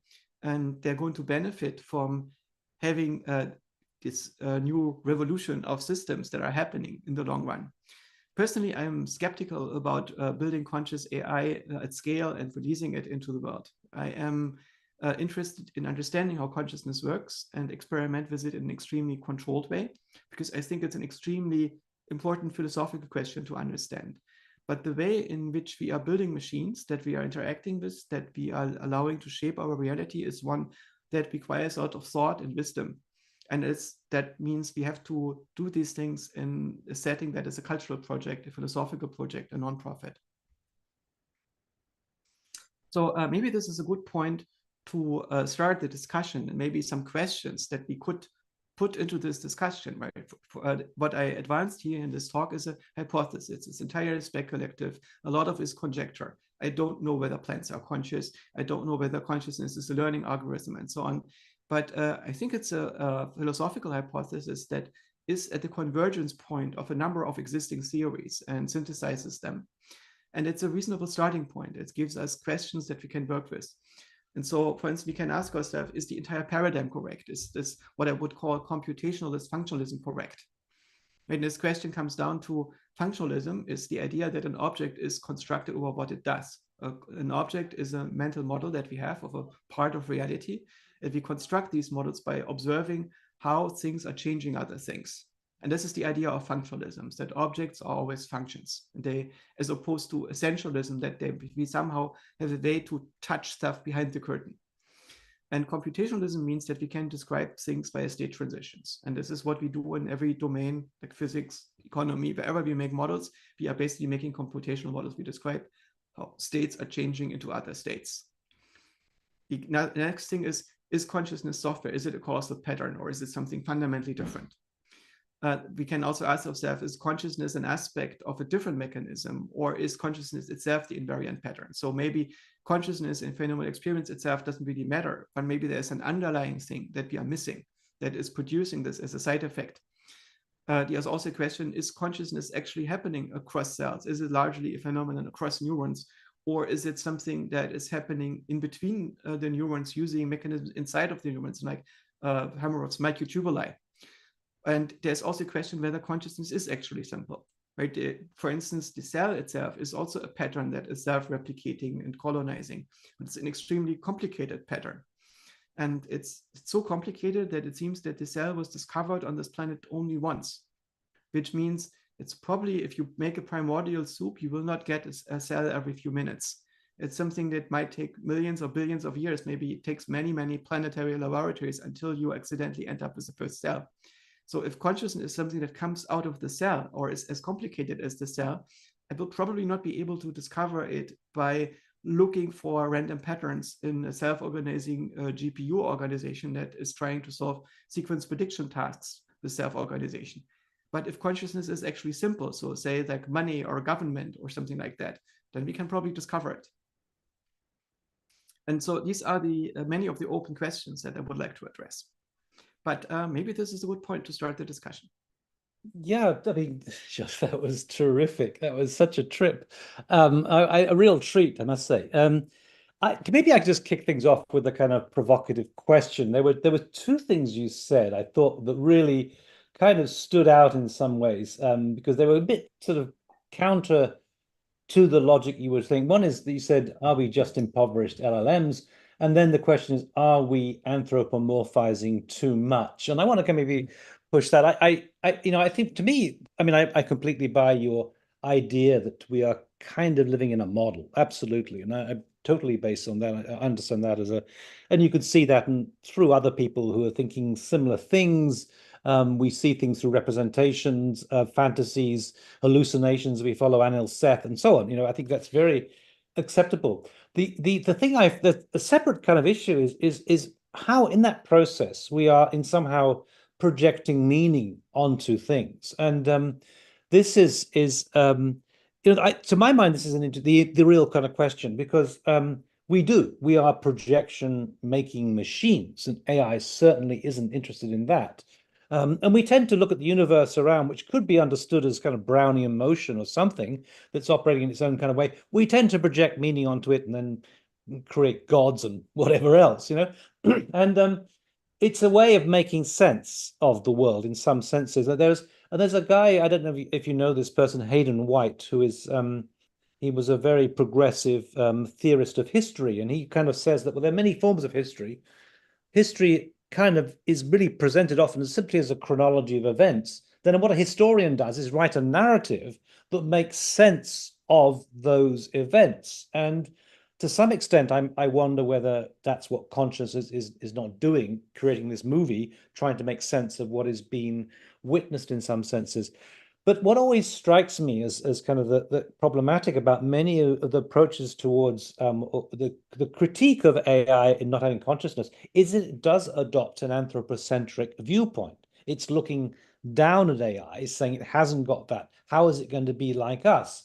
Now, if we accept that already ChatGPT knows 10,000 times more than us, what if we were to reverse that? What would AI think of us? Not that it thinks so much, but and therefore, and there are many people now who are several people who are kind of beginning to sort of question these things. Yuval Harari says, well, do we really need consciousness? As far as companies are concerned, they just want it to be a machine to do what it needs to do. And if my toaster can make good toast, that's fine. It doesn't have to be conscious. And I also kind of picked up on something, and I maybe need to read further on it. Daniel Dennett, who's talking about consciousness as a kind of illusion.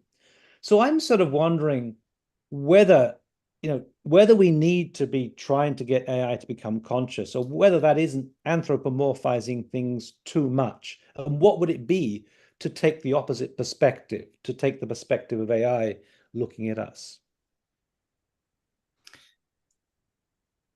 I think that this notion of the anthropomorph that is already given might be a delusion. So, for instance, our phenomenal experience is quite different. I notice that I have aphantasia, and that means that when I close my eyes and I try to conjure up an image, I don't see the image, but what I see is more or less instruction how to generate an image. So when I close my eyes and I imagine a doorknob, what I'm seeing is an instruction how to make a cylinder and a shape coming out of the cylinder and how to attach the door to it and so on. It's more like I see the parameters that my mental engine would produce to generate a doorknob. And it's a very good design. I can draw it. I can also use a 3D program to realize it and so on. But I'm not going to hallucinate it unless I'm in a hypnagogic state adjacent to dreaming. And I suspect that's in part because I spent many of my formative years with reading before I went to school even. And it's an age where most people are training their perception. I trained my conceptual thinking. And so I am mostly in the world of concepts. And I suspect that this is also true for Dennett, maybe even more so. I suspect that Dennett has had aphantasia for perception even. So maybe he didn't have a lot of phenomenal experience. He was mostly living in a world of concepts. And you could also say that's a form of autism. Right? It's where we basically see that different minds are making sense of reality in a different way. And I suspect that people spend Dennett's life telling Dennett that Dennett is a normal human being And then it looked at the other human beings, and they said they pretend to have this phenomenal experience. And what we need to explain is, why do they think that they have phenomenal experience when they actually don't? Because I don't. So I suspect that he had some phenomenology, but less phenomenology than most other people do. And I base this on the observation that I have less phenomenology than other people do. And that then it is more on the spectrum than myself. And when I look at people, at some point I found it very helpful to take as a starting point, I'm actually not human. I am accidentally uploaded on a monkey brain, and I'm a software running on a monkey brain. And my software is running slightly different than the software that is running on most of the other monkey brains around me. And if I want to be understood and understand the others, I have to translate. I have to understand that we are a bunch of algorithms. And so when I look at human beings and at myself, what I see is a bunch of algorithms. I don't see something that is primarily anthropomorphic, because there is nothing specific of what it's to be like human. Humans are actually really, really diverse. There's so much that is fitting between two human ears. And if that is not leading to total collapse, then it's there, right? So you will find individual human minds that are so diverse that you cannot categorize them with the others easily. And so it's much more interesting often to us when you look at a particular human being, not how can you locate them in a DSM, because that's very coarse, but how do they actually work and why? Because every human mind has its own logic, and you can understand it as a hierarchy of functions that is forming in a particular way. And the older I get, the more details I recognize and the more interesting it becomes. And so the study of human psychology, to me, is the study of control loops and algorithms in the human mind that are forming layer upon layer and are creating the richness of human behavior. And this is in a way opposed to our idea of Platonism. I would say that Platonism is it's not necessarily, not sure if Platon himself was a Platonist, is the idea that meaning is real instead of being a construct. I think what we mean by meaning is the relationship of some token, of some representation to a change in the world. This can be a change in other representation, or it can be a change in observables. So the meaning of an action is the change that this action performs in the world, right? And the action itself is a concept that you're using to refer to this change in the world. But this is a model. It's a model of reality. And so when we ask ourselves, does something have meaning? The question is, can we relate this to our model of the dynamics of the universe that we feel that we are inhabiting? And we as human beings always have to guess whether something is meaningful or not. And so when you say that we are projecting meaning everywhere, it just means we are guessing. And necessarily we have to guess wrong, because we will make errors on both sides. Sometimes we will miss meaning, and sometimes we will over-attribute meaning. But it doesn't mean that there is no meaning, because sometimes people act on these meanings. There are systems which behave in a particular way. Right? So money does exist, even though it's not physical. And so the idea of money is meaningful. And I would say that something is real to the degree that it's implemented. And money is implemented to a non-zero degree. And consciousness is implemented to a non-zero degree. But we also realize that some aspects of money are fake.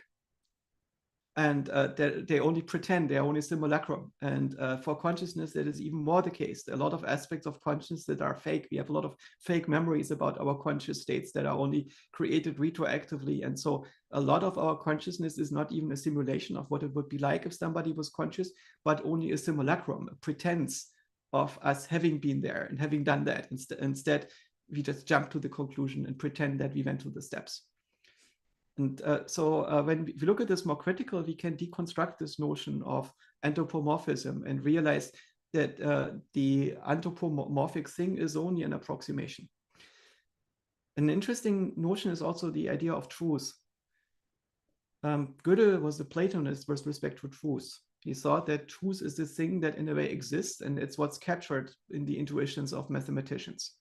And what he discovered in his famous proof is that this notion of truth is wrong, that there is a difference between the specification of truth in his language that he was using, that he thought is the platonically correct definition of truth, which is eternal and stateless and independent of the way in which we got to it.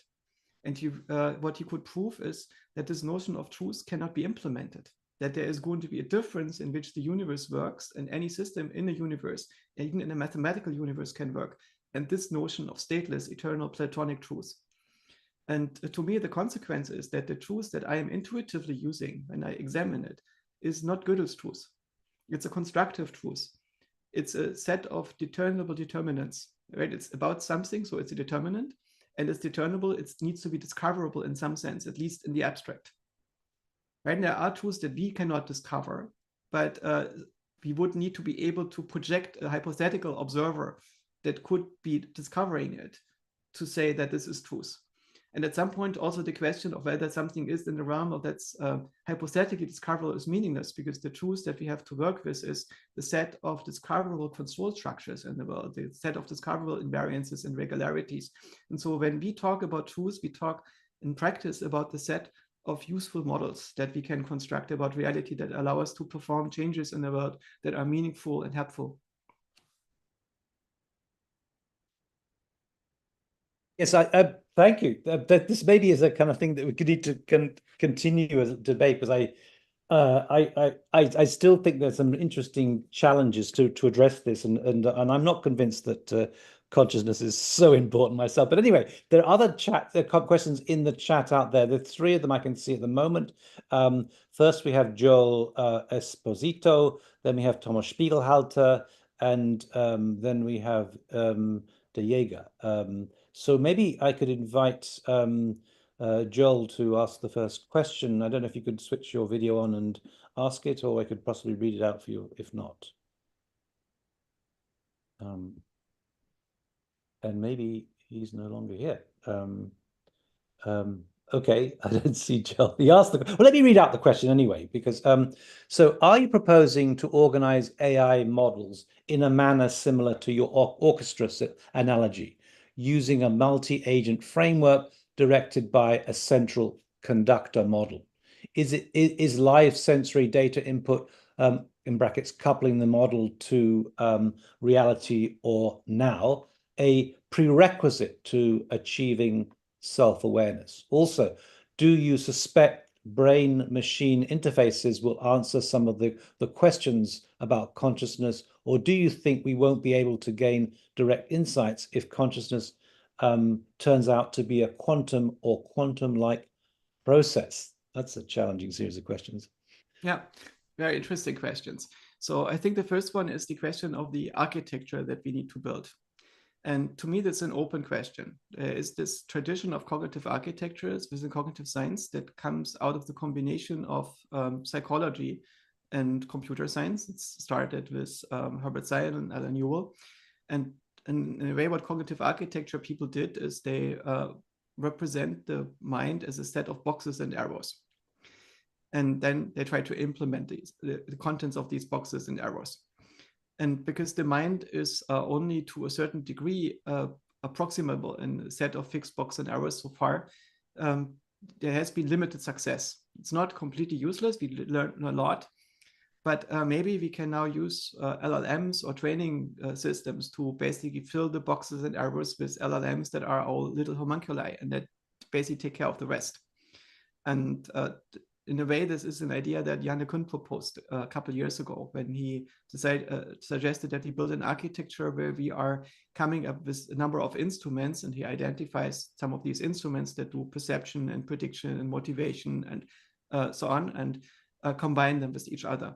And this is a possible way in which we could try to do this. We could also, because ultimately the box and arrows is a bit vector that is not that large, just search for it.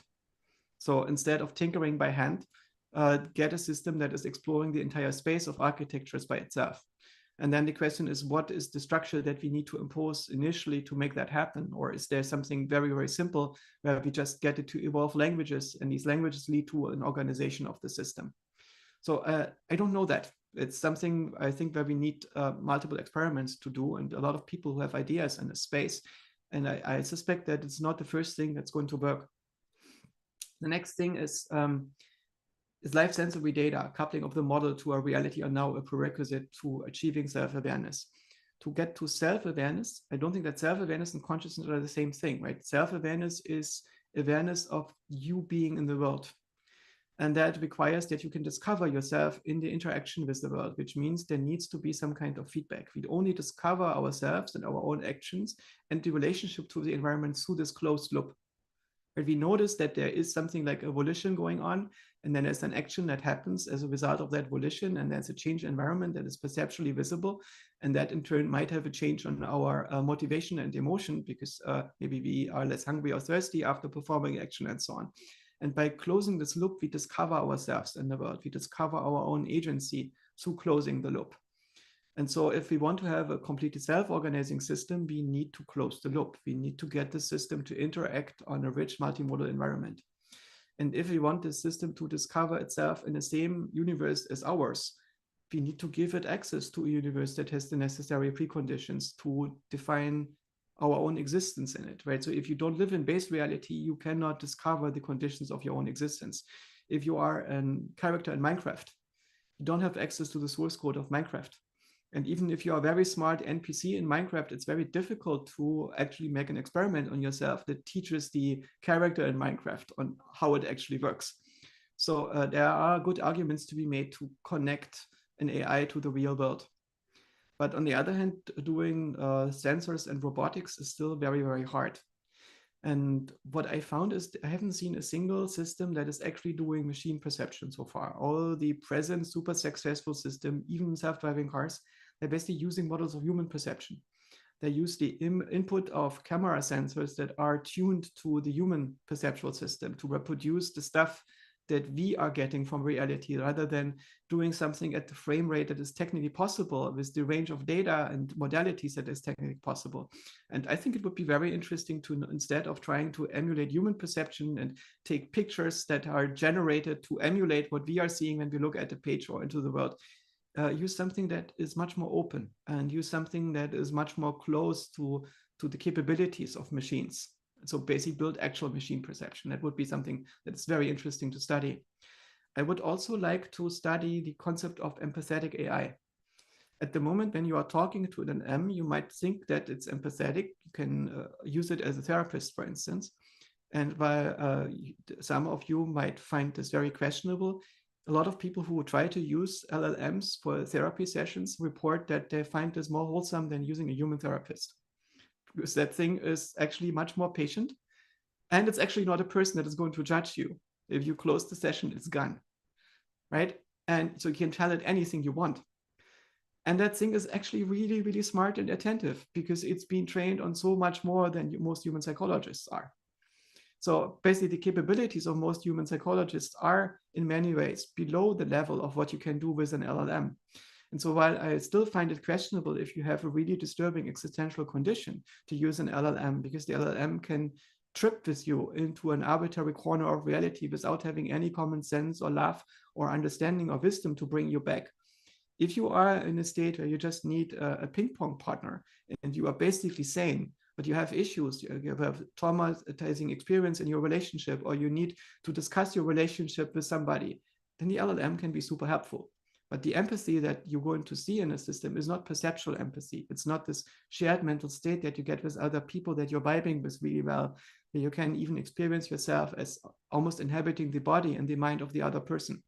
I think that's happening because we basically start to physically resonate. Our bodies are starting to resonate so much that our minds start to share representations. We can build feedback loops across people. There's basically a non-zero degree of telepathy going on when we get very close to a person that we are vibing with. There is a non-zero degree of telepathy between a mother holding an infant in her arm, where basically the nervous system starts to interact. But to make that happen, the temporal dynamics of the nervous system need to be aligned with the temporal and processing dynamics of the modeling system. So we would need to build very different AIs, maybe use different hardware sensors and so on that we currently do. And this leads us to this idea of brain-computer interfaces. I think that human empathy can go very, very far. You can have, for instance, skilled meditators that induce mental states in others. So for instance, states of bliss. And so if you basically get two people open to each other, break down the firewalls between each other, then a very skilled meditator can entrain themselves with the dynamics of another mind. And they do this without using a brain-computer interface.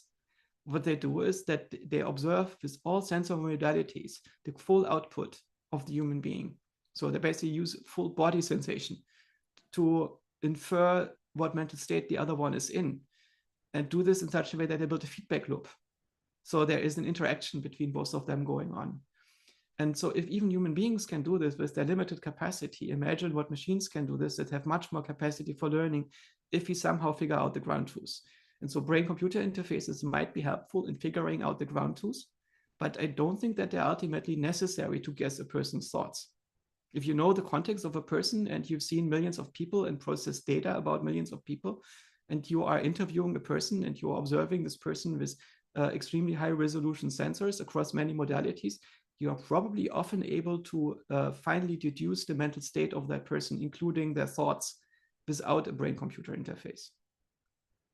Right? In the same way as we get older, we are often able to guess the thoughts of people that we are talking to. So quantum likeness, the last aspect of this question. I think that the brain is indeed quantum-like. I think that most physicists shake their head about the idea that our brain is able to do quantum error correction in the regime of cells that we observe in. Of course, every physical phenomenon at some level is a quantum phenomenon, but this doesn't mean that our brain is technically a quantum computer. There have been quantum computers that are basically also classical computers that are using quantum effects to perform classical computations slightly faster, but it's still by some kind of factor. And so what quantum computers do, hopefully at some point, is they allow us to do things like factoring large numbers more efficiently than you can do with a classical computer. But the mysterious thing about consciousness is not that we can factor large numbers. We probably can't. There is nothing that quantum mechanics helps to understand the mind. I suspect that many people think that quantum mechanics is intrinsically so mysterious and unintelligible that we can hide under this umbrella of mystery, the enduring mystery of consciousness. And I suspect that's wrong, because quantum mechanics is actually not mysterious. It's just a slightly different multi-way mathematics. And so when you wrap your mind around in a way in which this mathematics works, you understand something about how the particle universe emerges over a multi-way universe. But there are also regularities that are happening like this in the brain. And for instance, a book by Jerome Busemeyer that looks at the brain from the perspective of quantum mechanics, and basically comes to the conclusion it makes sense to use the formalisms of quantum mechanics to describe mental representations, because there are superpositions in our mind. Right? You can have quasi-particles in our mind, stuff that happens with something that looks like wave-particle duality, but it's still classical. It's just activation patterns moving in our brains as if there were non-local quantum phenomena. And so basically using these mathematics can open you up to new insights about the underlying dynamics of how to make sense of them, because these phenomena repeat on different scales. But this is happening in many domains. For instance, the phonon is the particle of sound. And for me, it was mind-blowing to realize that sound has particles. The difference between heat and sound is very small, right? Heat and sound are both molecules bounce against each other and nothing else. But somehow sound is information preserving and heat is not. And that's because sometimes in the bouncing of atoms against each other or molecules against each other in a substrate, there is some even integer ratio that leads to a wave packet that is traveling in a regular way. So that's information preserving. And it only happens at certain ratios. And this leads to this weird effect that sound is actually quantized. There is a quantum of sound, and that's the phonon. And when you study the propagation of sound in solid objects, you can study these phonon dynamics, and they even have wave-particle duality. And of course, it's still an entirely classical substrate that it's happening on. But to fully understand how this is moving, you basically need to understand many of the mathematics that we normally use to describe quantum systems. And so if you want to mathematically describe mental representations, it might be that the definitions or formalisms that we use for quantum systems are super helpful. But it doesn't mean that there's anything mysterious going on. It's just a slightly different mathematical formalism to make sense of it from a certain angle, when you look at it from a certain lens. So we've got a whole bunch of questions lined up, and I'm not sure how much time we've got for them, but maybe we can just take them in order.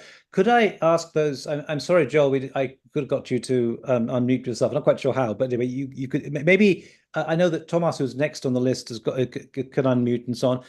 Perhaps we could keep the questions very short because there are long-winded questions. I think we've already had an incredible performance from Joscha. I don't wanted to tax him too much, but maybe it's Thomas followed by Sonia de Jong. Okay, you hear me? Yes. Okay, good. Yeah. I wanted to ask a question about if the universe is nothing else as a neural network of codes, but I wanted to go back to Berlin to a time that was a pre-post Berlin Wall area. When you were on the other side, and I was in the Cold War island of Berlin, studied at the University of the Arts, Freie University, etc. At that time, with Joachim Sauter of Artcom, and these guys, they developed the TerraVision algorithm that was actually stolen or allegedly appropriated by Google. And Google is a company tied to post-war industrial military infrastructure. And the idea of Joachim Sauter and his team, and by the way, we worked in those techno-culture factories in Berlin that were leftovers of the World War II. And we were not allowed to use digital tools at the University of the Arts at that time. But we were more interested in if those post-war industrial military infrastructures that made this leap and development by launching the internet, and we are using more internet tools, that also led then to the question by Wilhelm Flusser, which was always a topic at the Freie University in philosophy and in psychology. Does this lead to fascism, to manipulated mass perception and alternative reality technologies, as we discussed it today, and you wonderfully described the mechanisms?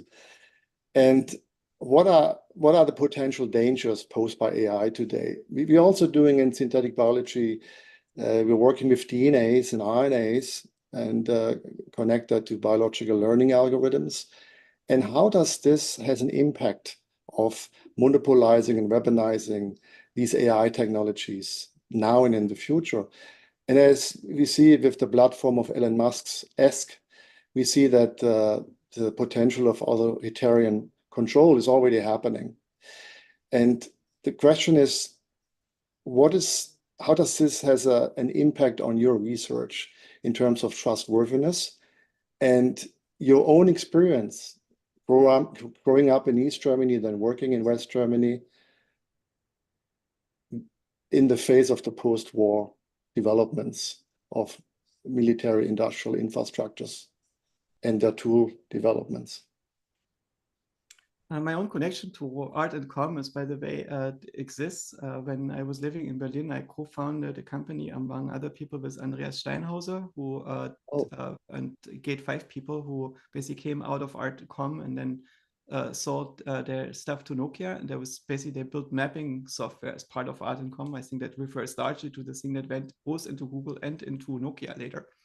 Yeah. And so it's interesting that there is also this connection. But I think that politics is very, very complicated. It's more complicated than quantum mechanics by far. To understand politics properly, you need to have a lot of inside information that is accessible to actually very few people in the world, because the more you have access to classified information, the less you're incentivized to talk about it. And the reality that we are in is largely a fiction that is generated by media to keep people organized in groups and keep them locked into certain ideas. Proper understanding of politics does not only require information, it also requires models of reality that are include game theory, psychology, history, economics at a level that surpasses the understanding of most people. And I think it's a mistake in our societies that we expect preschool children to have political opinions. Right? We don't expect preschool children to have opinions about quantum mechanics. We don't expect random people on the street to have opinions about quantum mechanics, but we do expect everybody to have political opinions, and not just to have political opinions, but to have exactly the right political opinions, because otherwise they're bad people. And we then, if they have bad people, we know that there are maybe fascists, right? So there are tons of people who think that Elon Musk must be a fascist because he has the wrong political opinion, despite his political opinions being quite indistinguishable from many other precocious 12-year-olds.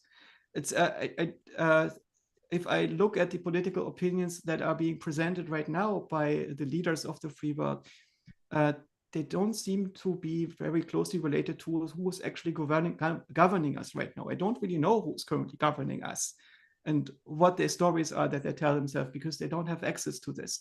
I can make conjectures, I can make hypotheses, I can talk to individuals and so on. And to the degree that I get insider information, I'm no longer free to talk about it and speculate about it in public, right? But the world that we are in is largely one where we have very limited information about what's actually going on, and the good bad ideas are too simple to explain the actual politics that is happening. Fascism was an interesting phenomenon that happened in Europe at a particular time. The idea of very radically treating human society as an evolutionary organism that should be homogeneous, where you have a shared genetic destiny, a folk that is has to work together, and you have to decide whether you are sheep or predator. And you probably don't want to be predator. You want to be a sheep. You want to govern this whole thing. You want to be a predator or a shepherd and want to control the world.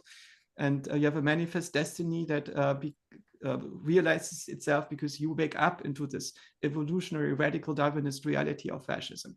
And in many ways, this was the idea that underlied this philosophy, and this idea crashed and burned very, very hard. And it crashed and burned so hard that I don't really see it coming back anytime soon. But what I see is something that is more similar to the Weimar Republic, that the concepts of democracy are under threat. And that's because of intrinsic problems in getting democracy and liberalism to work. And while I personally am very partial to liberalism, because I think the alternative to liberalism is a form of enslavement and oppression, I don't see the enemies of liberalism right now mostly on the right. I see them everywhere. I see liberalism as something that has very little incentives to defend it. What instead is being defended is identity politics on all sides, where basically groups are overcoming the idea of shared humanity in favor of preferring the mores of the in-group over an evil out-group and producing narratives that support this. And ultimately, that might destabilize our civilization to the point we no longer have this freedom of movement between social classes or societal roles that liberal democracy offers in a way that is unprecedented in human history. And so my perspective on human society is very often different from the environment. The way in which I grew up in Eastern Germany, I came from the outside. I came from this forest of an artist who didn't have strong opinions about society, except, can't you see it's really, really ugly? And I agreed. And I tried to understand how it works, but I still thought it was ugly and it was mostly built on lies. And the same has been true for every society that I got to visit in my life. And some level, all human societies are really, really ugly and built on lies. And so the idea that if we don't leave society exactly in the state that it is, we get fascism, or we get the good world by doing more of this or this, it's usually too simplistic. And so the older I get, the fewer political opinions I have. And I was very young, I knew exactly what's in the best interest of the working class. And now I find this very amusing. That's very typical when you are 20-year-old. And when you get older, you basically realize the world is so much more complicated than what you can learn in school or what you can study in a 4-year course in political science. And instead, it's as complicated as all of human history and as all of human philosophy. And so I find it much more daunting to make sense of it, and the responsibility that we have to take if we do this in earnest is much larger than the one that I can bear. So the part of the world that I understand in earnest is actually quite small. And so back to this, I'm very partial to this idea of liberalism. I think the way in which we can self-actualize can only happen with responsibility, which means we need to understand the outcomes of our actions. And I believe that AI is a tool for doing that. But to do this, we need to make sure that the AI is honest and truthful. And the biggest danger I currently see is to honesty and truthfulness. So freedom of thought and freedom of speech are absolutely crucial. But there is a different aesthetic. Some people don't trust other people with freedom of thought and freedom of speech. And personally, I think that if you have AI, it's much easier to identify misinformation. In the same way as social media is absolutely crucial if you want to link up to people who actually understand things, to make connection in the world, to identify truthful information. But it also requires a higher degree of literacy to deal with this information. The news have always been fake. And it's just that the news now become more apparent as being fake due to social media. It doesn't mean that the social media is by itself more truthful, but in the same way as Eastern Germany had news that were different from the West German news, and we used to watch both of them, we realized that both stories are fake. And at some point, you need to synthesize them. You need to find out within these different narratives, what are the invariants and what are the things that make game theoretically sense? What are the things where we have undeniable data? What are the sources that we actually have? What are the epistemological chains? And for all this, AI is actually very helpful.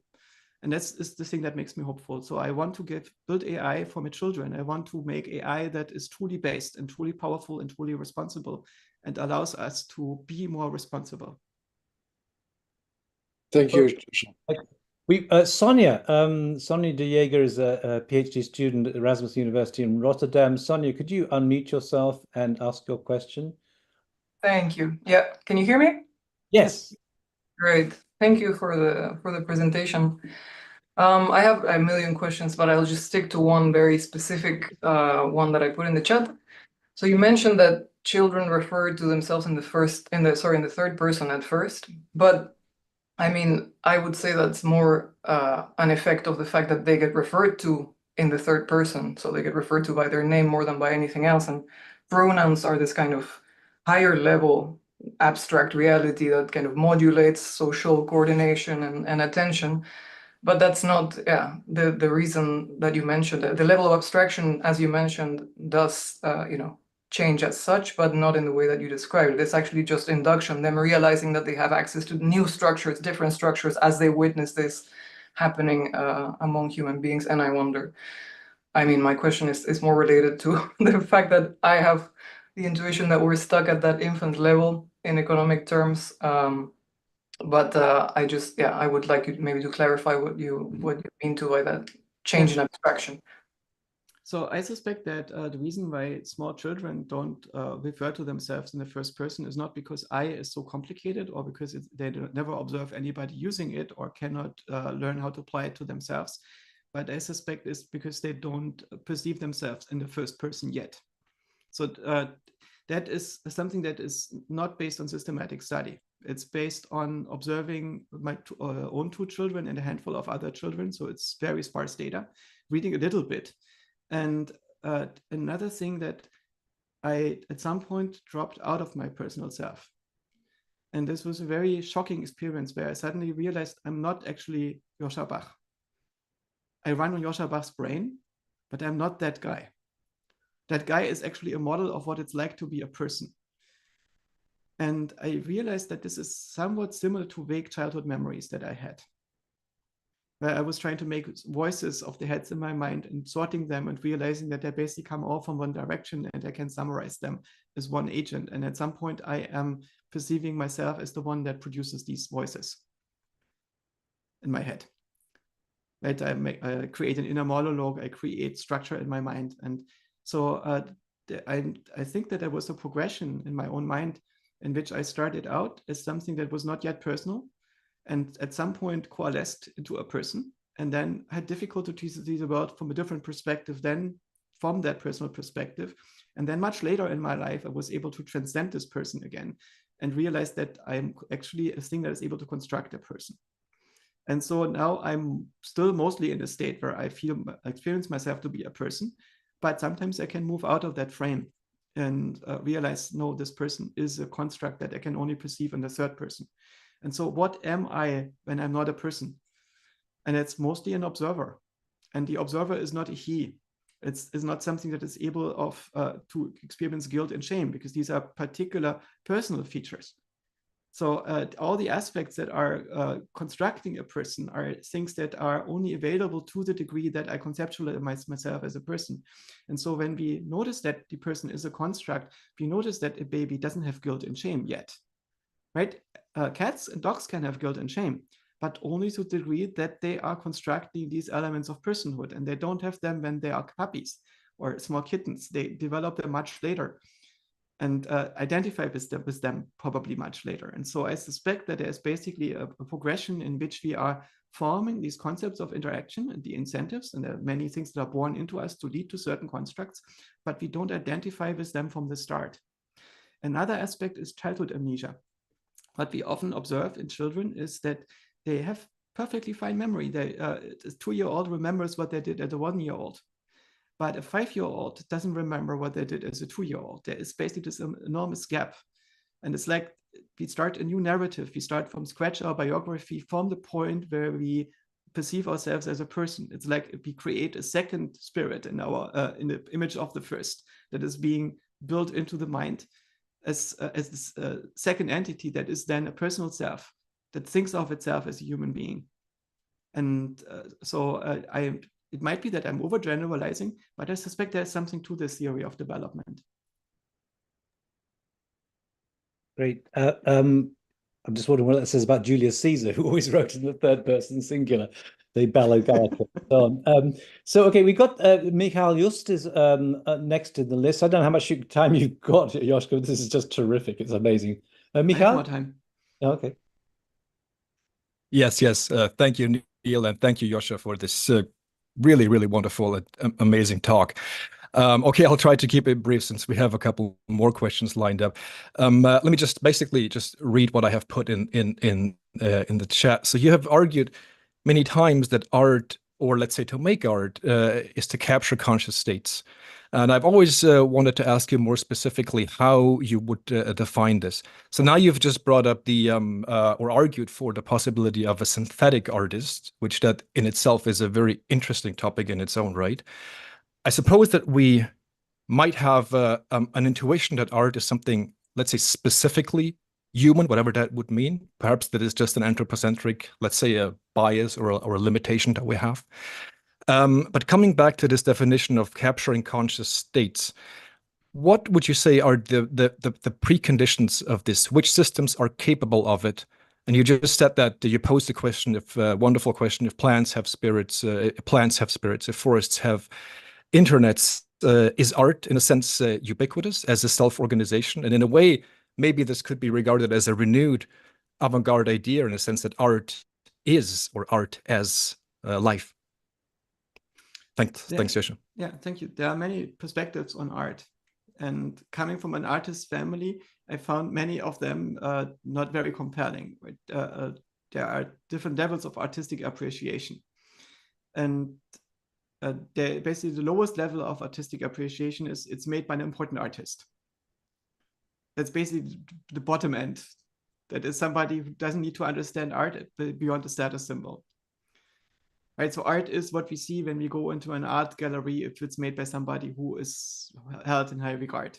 And so it's similar to an NFT, something that is loaded up with an arbitrary value and can be used as a token to trade and signal your wealth. The second lowest tier of artistic appreciation is art as pretty things. Right, and there is an understanding of art as making pretty things. And it's also interesting that the second tier of artistic appreciation, I like what I see. I like the form, I like the shape of it, and so on, is frowned upon by the first tier, right? Because what's made by an important artist doesn't have to be pretty. But I think it's closer to real artistic perception because it's actually, there is an engagement with the object that is happening at the level of where you appreciate it as something. And the next tier of artistic appreciation is I value what it lets me see. So in this perspective, the purpose of art is to allow you the interaction with a certain state that was usually intended by the artist and that may capture the conscious state of the artist at the given time or elicit a particular conscious state in the observer as intended. And so you can also say that in this perspective, it's not always clear if something is art or not. But it's not just part of a discourse between artists, but children can make art. And even if it's not original art in the sense that no child has ever done something similar or so, it is something where you observe that the purpose of that is to capture how they perceive reality. And to also to produce a performance and where somebody else can interact with that. And we are starting to communicate about our conscious states and makes them accessible to each other. And this way, get a deeper understanding of the conscious reality that we share. And so art can be a performance, it can be something, or it can be an artifact, but the purpose of that performance or artifact is capturing of conscious states. And so when we ask ourselves, can animals make art? There is something to this. For instance, most animals have difficulty to produce artifacts. Even Coco the gorilla, when Coco was making a picture of a dog, it looks like a Jason Pollock because Coco was unable to learn visual grammars. Instead, it just combined, only combined colors. And the colors many of the colors were actually found there. So there was something deliberate going on. And I think it was, in a way, an artistic, genuine expression because it was reflecting an impression that the dog made on the gorilla. But a gorilla is very close to human. And so I'm not sure if we will ever see a cat producing an artifact that intends to capture the conscious state of a cat. But I find that cats are capable of a performance that basically has the intention of eliciting a particular conscious state. So a cat that is crawling under your blanket in the morning to bite into your toes might try to do this to elicit a predictable reaction into you. And this might be already a form of art. It's a performance that as its goal has the performance to create a shared state, to create a certain experience with each other. Right? And so sometimes when the cat is going to jump at you and attacking you, the cat might just be playing in the sense that it's training its hunting behaviors. But in another sense, maybe it's not doing something to train. It's just executing something to create a particular state, to create a certain mode of shared consciousness. And that itself, I would say, is already in the domain of art. And it would be very interesting to see if we can get to something like this in an artificial system. And we are still very far from it. And it's also largely because we do not train our AIs up from the ground. We train them on human performance to fake the human performance. And it fakes them so well that it can also fake agency in many things downstream from it. And when you fake making a mathematical proof accurately, then it's indistinguishable from making a real mathematical proof, or writing a computer program is indistinguishable from writing a real computer program. But for artistic performance, it might be different because the intention here really matters. And so this doesn't mean that it's impossible to build an intentional system, but it's very difficult to build a system that is training efficiently in the same way as we do. Because it takes us very long to train ourselves up. It takes a baby more than 6 months to build good visual cognition. And we don't have that much time to train our AI systems because the algorithms are not very efficient. So instead, we need to train them in parallel on many pictures in parallel to shrink the training data despite our inefficient algorithms down to a few weeks. And it's very hard to translate this into a system that would be intentional and would be exploring the world in the same way as we do. Very interesting. Thank you, Joscha. Thanks. Okay, so I don't know how much time we've got left here. We've got about 4 or 5 questions. Let's go. Okay, Alberto Ravella. Do you want to ask your question, Alberto? Oh, is he there? Yes. Okay, yeah. Can you hear me? Yes. Keep it Okay. short.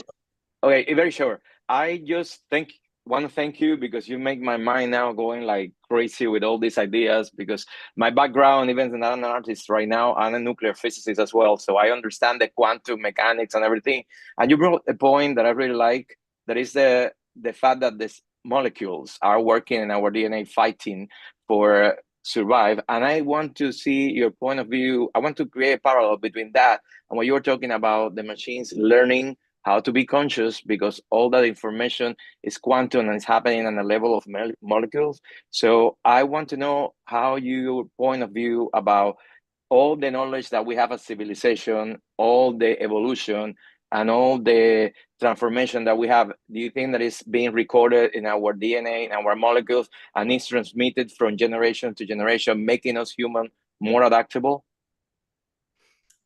Yeah, I suspect that individually we are not generally intelligent. General intelligence in humans is a multi-generational feature.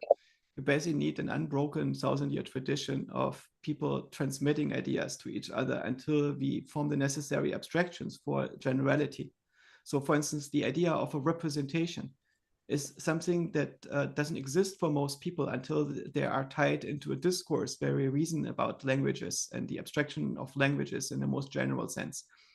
And then we find that many of these ideas exist for Euclid, for Pythagoras, for Aristotle. And in between, they are largely lost or they become incoherent. And this notion that there is a universal notion of representational languages, and these are the constructive language, is one of the biggest breakthroughs in the last century. To understand the notion of human completeness, you need an unbroken 1,000-year tradition of intellectual life. And yet it's also one that is not ubiquitous. I suspect that very few philosophers actually understand Gödel's proof properly and don't just see it as an interesting sculpture in the Museum of Mathematics that is pointing at something very mystical and important, but it's not changing the way in which they think. It's not changing the way in which they use their mental tools. And so for the individual, the only thing that matters is the tools that you actually get from the people that come before you. Only that is the stuff that matters. Only the degree to which you are coherent are you working in a mind. So it doesn't matter if a theory exists if nobody else understands it. The only thing that matters of your theories is the parts that you can get into the minds of other people so they can work across other people. And of course, the parts that you can translate into actually working artifacts, into things that are demonstrable breakthroughs.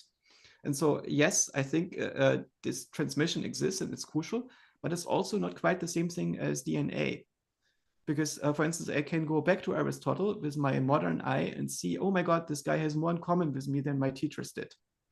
Because the teachers were not as coherent as him, and they were not asking the same questions, and he had actually made more progress than many of the modern philosophers on the same questions that I have, because he thought in a similar way as me. And so this transmission is happening, but it's not happening in a chain. As soon as we can write things down, it's basically everyone becomes a node that lives on a substrate. It is multi-generational. Okay, thank you. Thank you very much. Cletus, I think you're next. Yeah, Cletus, can you unmute yourself and ask your question? So Alberto's from originally from Cuba, now studying in FIU. Cletus is teaching in Los Angeles at Otis. Hello, can you hear me? Yes, yes. I might not be able to get the camera, but thank you so much. I really enjoyed the talk.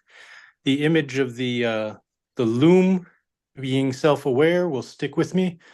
I'm not sure where to go with that, but it really was vivid. A question that I have just relating to the ethics of AI and consciousness.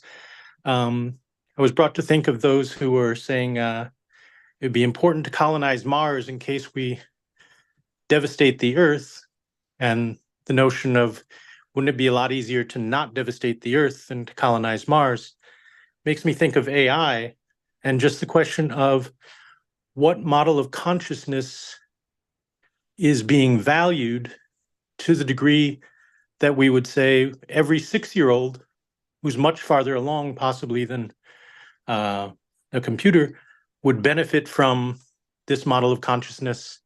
And wouldn't those two things go hand in hand? And I don't doubt it's a very difficult problem, but to the degree that we think a human would do well if they would just follow the rules and get useful things done, that'll end up being built into our AI, as opposed to saying self-consciousness, wonder, these are things that we'll argue are useful both in AI and in humans in general.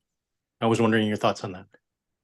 If you look at Mars right now, it's lush rainforests, it's beautiful beaches. Right? It would be devastating for us if we were colonizing Mars and destroying this and turn this into the same horrible shape that we have turned Earth into, right? It's not true. Mars is actually not in a state that is as bad as we can turn Earth into if we were to devastate it. Mars is in a much worse state than Earth will ever be in the next billion years.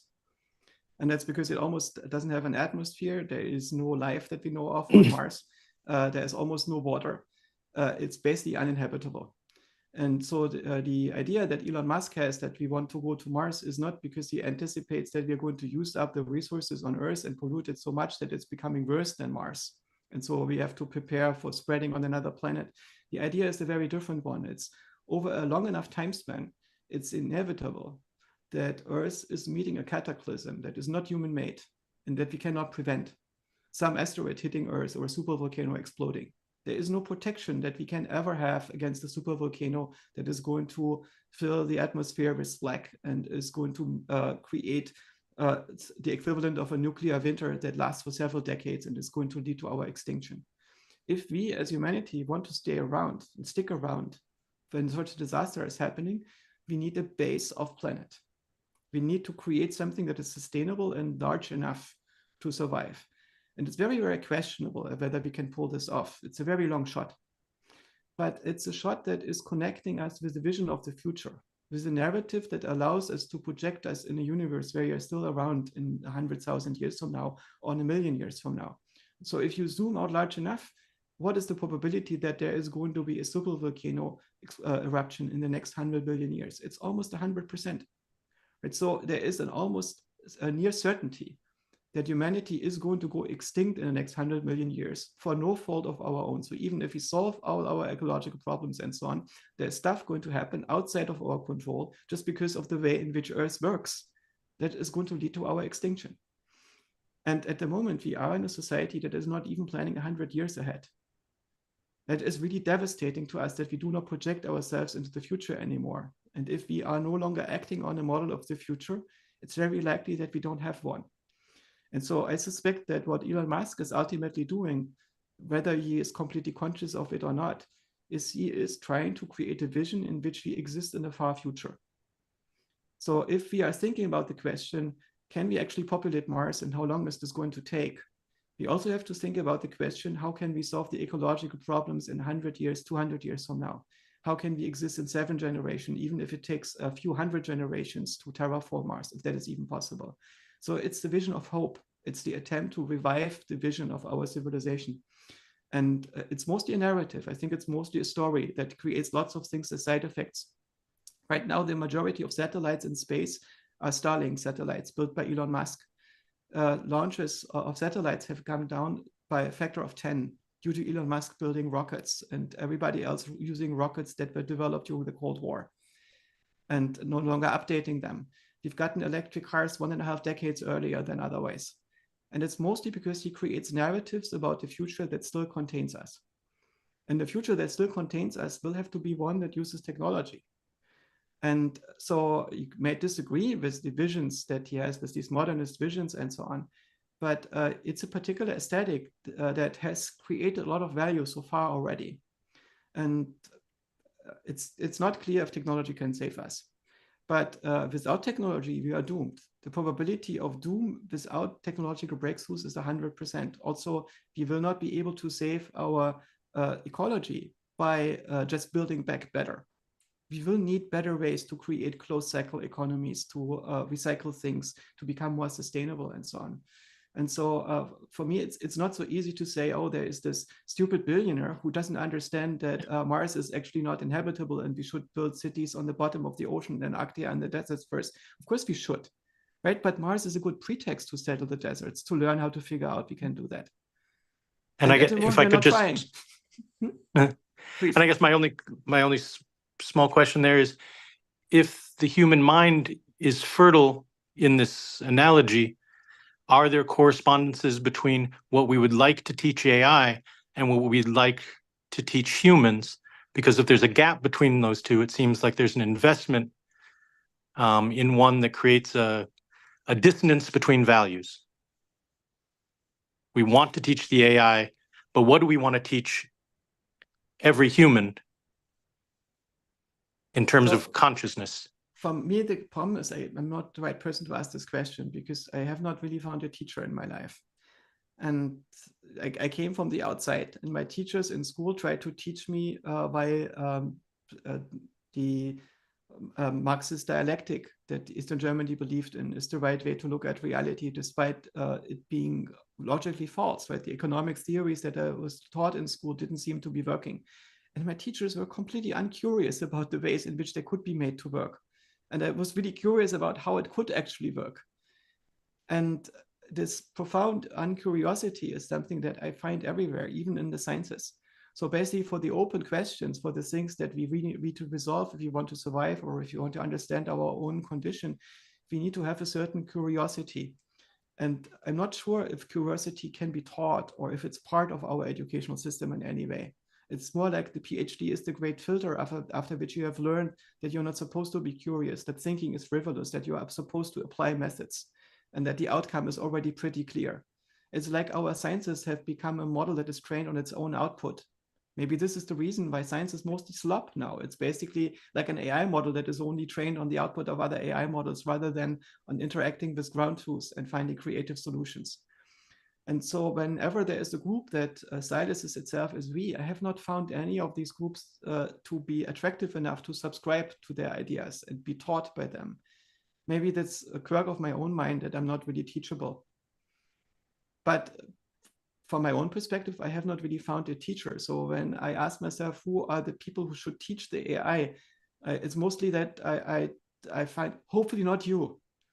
I want the AI to figure out what's true. I want it to be curious. I want it to be looking at all the possibilities. I want the AI to have epistemology by itself, which means it should discover the criteria under which things have a chance to be true. It should discover first principles reasoning. It should discover how to interact with reality, how to make experiments. In the same way as every single human being that has a chance to meaningfully interact with reality should not primarily be teachable. It should learn to think. It should learn to observe. It should learn to look at reality and interact with it and test it. Thank you.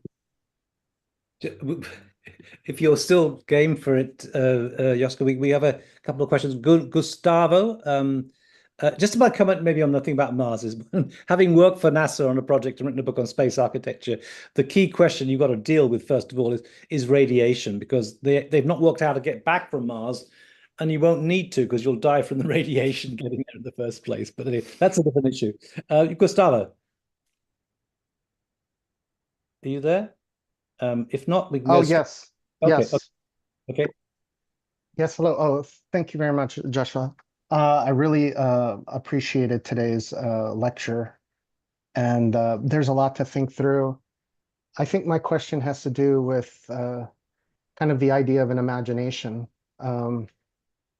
Recently I worked a few years ago on future forecasting and predictive models of the future, and we as computers, as a metaphor, we try to predict the future and we can't. Can you please talk about the importance of this type of imagination that's built into your system and how that could lead us to a certain type of solutions for some sort of balance between nature and humanity? Stephen Wolfram has this important idea of computational irreducibility that he talks about a lot.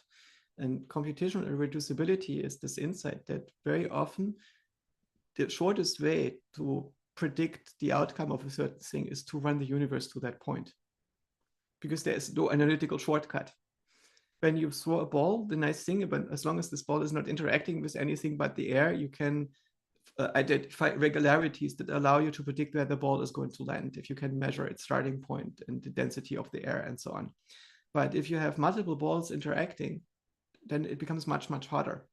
And when a system has many moving parts that are irregular in ways that don't make it possible for you to model them or to measure all the aspects of it, then the only way to determine the future is to actually run the universe to this point. There is no shortcut. And this is what he calls computational irreducibility. And so science is only concerned with what's reducible. It's concerned with the things that can be compressed, where you find a regularity like the ball that you are throwing that is not interacting with anything but air with constant pressure. That is the thing that we are good at, also when we do engineering or when we do prediction of the future. And when we read the best sci-fi novels of the 1950s, we find that they usually extrapolate one or two features of the changing reality and how they're interacting with each other, but they rarely are able to model the interaction of thousands and millions of features that are evolving at the same time and how they lead to a different future. And the same is true for us. So the people who are worried that AI is going to kill everybody, they're mostly worried about one idea that is evolved and scaled into the future and don't see a system with many, many intermoving parts that are controlling and interacting with each other and modeling each other. And that makes it very hard for the type of mind that we are. We have problems with this kind of distributed computation. When we are modeling reality, we can at most keep 5 features in our mind or so. And we basically have to keep our mental fingers on them, like pointers that hold them plugged in space in our mind. And we have to simulate their interactions. And there's only so much we can do before we lose track and cannot keep all the balls in the air anymore. So if we want to model reality in a deeper way, then human minds can do it. We need to extend the capabilities of minds. We need to build systems that can track more than a handful of features at a time. and also deal with the uncertainty that resolves from that can deal with the superpositions, with the different possible paths that you can go into and model all those different paths. And so I think the stories that we will tell ourselves about the future with intelligent systems that scale up this idea of mind beyond what the human brain can do, which is ultimately quite puny, might be very different from the stories that we can tell right now. I was about to say, thank you very much. Just one follow-up real quick. Are you saying when in your computational system, are you going to try to solve this problem of trying to look at the future in a way that we can evolve humanity in a healthy way? Is that one of the objectives? Or you just want to look at it as basic research, building from the bottom up and see what happens? Both. So I find when I am only directed on a particular kind of goal, I might lose track of the actual questions and get bogged down into just deploying solutions. And that might be premature. I think that there is a genuine philosophical project that is genuinely important from the perspective of philosophy. And this is the question of what are we? What is the mind? What is consciousness? How does it work? And I feel that I want to mostly dedicate my life to this question. I'm also interested in creating a world that is inhabitable by my children. And it's a much harder question. And it's one that I cannot solve by myself. And I can contribute a little bit to this, but the way in which I can move the needle there is smaller than the things where I'm actually competent at. And so while I want to help this, I feel I cannot do all the things at the same time. And also, of course, things need to be done. Sometimes you have to do things. Sometimes you have to be engaged in communal politics because nobody else is doing it. Or you have to build a preschool for your children and your neighbor's children because there's none there and you have to make it work, right? But maybe you also have to think about how to sometimes help in political campaigns if you have the wisdom to do so and think you are the right person to do it. But the main thing I actually want to do is really to understand how we work while not having negative side effects, if I can help it.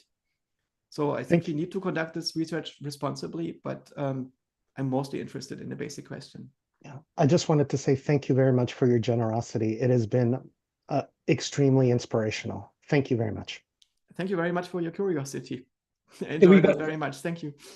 Two more questions very quickly. One is Vasco, who is in Bangladesh. If we don't, we're reaching across the world today. So I don't know whether Vasco. Yeah, sometimes... I'm there. Yeah. Okay, I'm reading the question very shortly. How do emotions fit into the broader picture of consciousness and intelligence? Can AGI be truly autonomous and adaptive without an emotional dimension? Or are emotions necessary for replicating conscious experience? Well, I think it's necessary to understand emotions, but you can be conscious in a state in which you do not have emotions.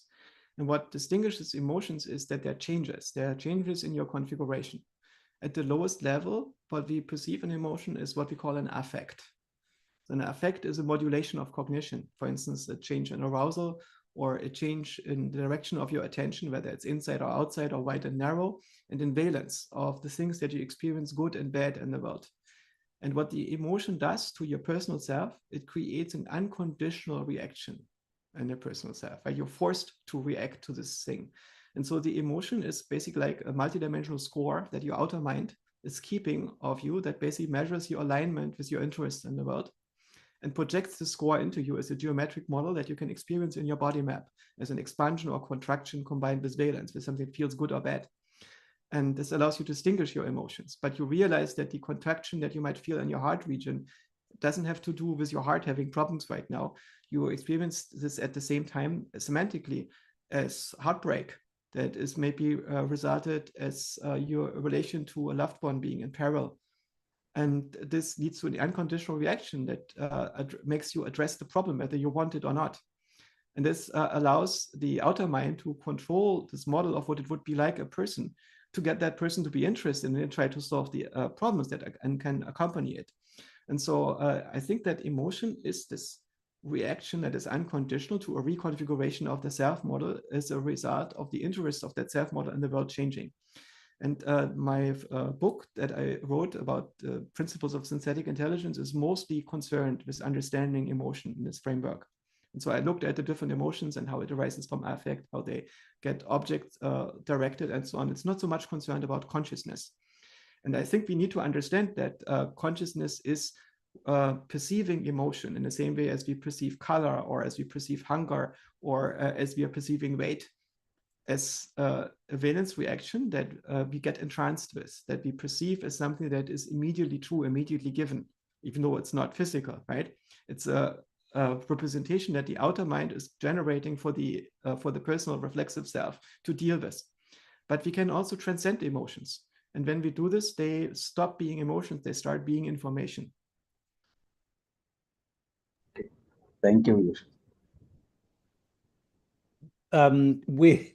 I've just noticed this is a marathon. We've surpassed the time that Alan Turing took to run a marathon, 2 hours and 46 minutes. But we have one more question, and the question is from Manos Famissou, who is a professor at FAU and who's from Greece. Manos. Hi, Joscha. Thank you, Neil, and really thank you for all the time you've given us today. It's very, very provocative. So maybe this is a kind of normative question. I just was really interested in your analogy of experiencing aphantasia relative to the notion of what it feels like to be in the place of software or an algorithm, if you wish. So as a human being having aphantasia, you'd still be able to evaluate the correctness of a manifestation of, let's say, a doorknob, as you mentioned, because you already have seen several doorknobs in your life, and your mind is comparing the mental representation of the imagined doorknob without being able to visualize it with the prior examples, right? And so your brain is making a somewhat accurate prediction. So the question here is that, would this prediction be able to happen without prior examples? So if we were to contemplate the potential of a non-anthropomorphic way of conceiving parameters of thinking about something without embodiment, and assume that the prior existence of a world model is always necessary, how can we substitute experience? Can we substitute experience in this? So there is still experience, it's just not visual experience. It's imagine that you are somebody who's making computer graphics, and you are, say, a game designer who is designing a doorknob.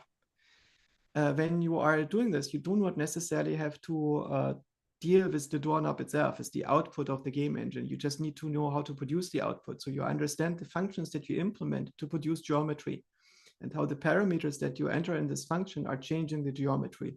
And when you're really, really skilled, you don't need to look at the output very much. You mostly think about how to set the parameters right. And you set the parameters, and maybe you do a short check to see that it visually comes down to what you wanted to, but you already in your mind have understood the relationship between the parameters and the output. And I've seen a lot of doorknobs in my life, and when I look at doorknobs, I still see them visually, because the visual aspects are important, because that's what I construct my abstraction of the doorknob over, right? So I need to have my visual cortex doing pattern matching at the low level that is close to my retina. But when I reason about the doorknob, I don't need that anymore. I know the geometric structure of a doorknob. So why would I waste brain cycles with reproducing the visual output? And so the experience that I have is mostly of me changing parameters in my mind that would lead to the generation of the visuals of a doorknob if my mind would still bother doing so. Right, so the experience is still there, but the experience is not of the visuals of the doorknob, but of making the visuals. It's one level deeper, one level more abstract. Thank you. Great. Well, we need to. Sanford Quinter's with us. I wonder if Sanford's got a question or not. Sanford's a leading voice in the world of theory and has been patiently listening. If you have a question, Sanford, fine. But otherwise, we'll wrap things up. But I've got to say, this was truly a very generous session on your part, Joscha. I mean, and we ourselves, we're an organization of volunteers that are doing this for love of knowledge and things and sharing it around. And I think it's fantastic that we're getting people from all over the world that are tuning into this and watching this on YouTube and so on. So I just wanted to mention also that maybe I can put a little. I can put it just quickly up on the screen to say that alongside this, we are holding a series of tutorials on Saturdays. We had just one yesterday on the beginners AI tutorial. Tomorrow, next Saturday, we have an intermediates, and so on and so on and so on. It's going on for 7 weeks.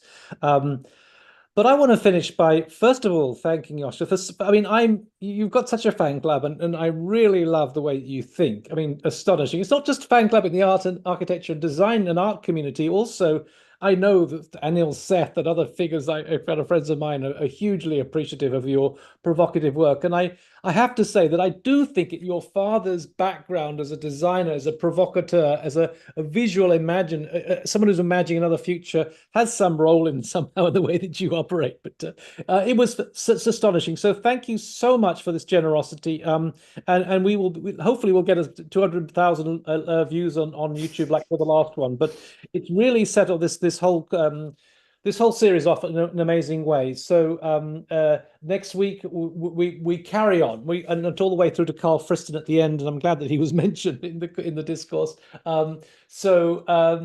Thank you so much. Stuart Russell will be on next week. He is a big figure in the world of AI and very interesting in many ways. Thank you also to the team behind this, the kind of Digital Futures team, who are invisible, but they're there. So thank you, Smaro, and thank you, Bavleen, and all the and everyone. Okay, so I'm going to play you out on our usual Digital Futures jingle, and I look forward to seeing you all next Sunday and possibly also on the Saturday. Thank you again, Joscha. This was absolutely stunning. It's fantastic. Thank you. Thank you. Thank you. Thank you. Thank you. Thanks, everyone.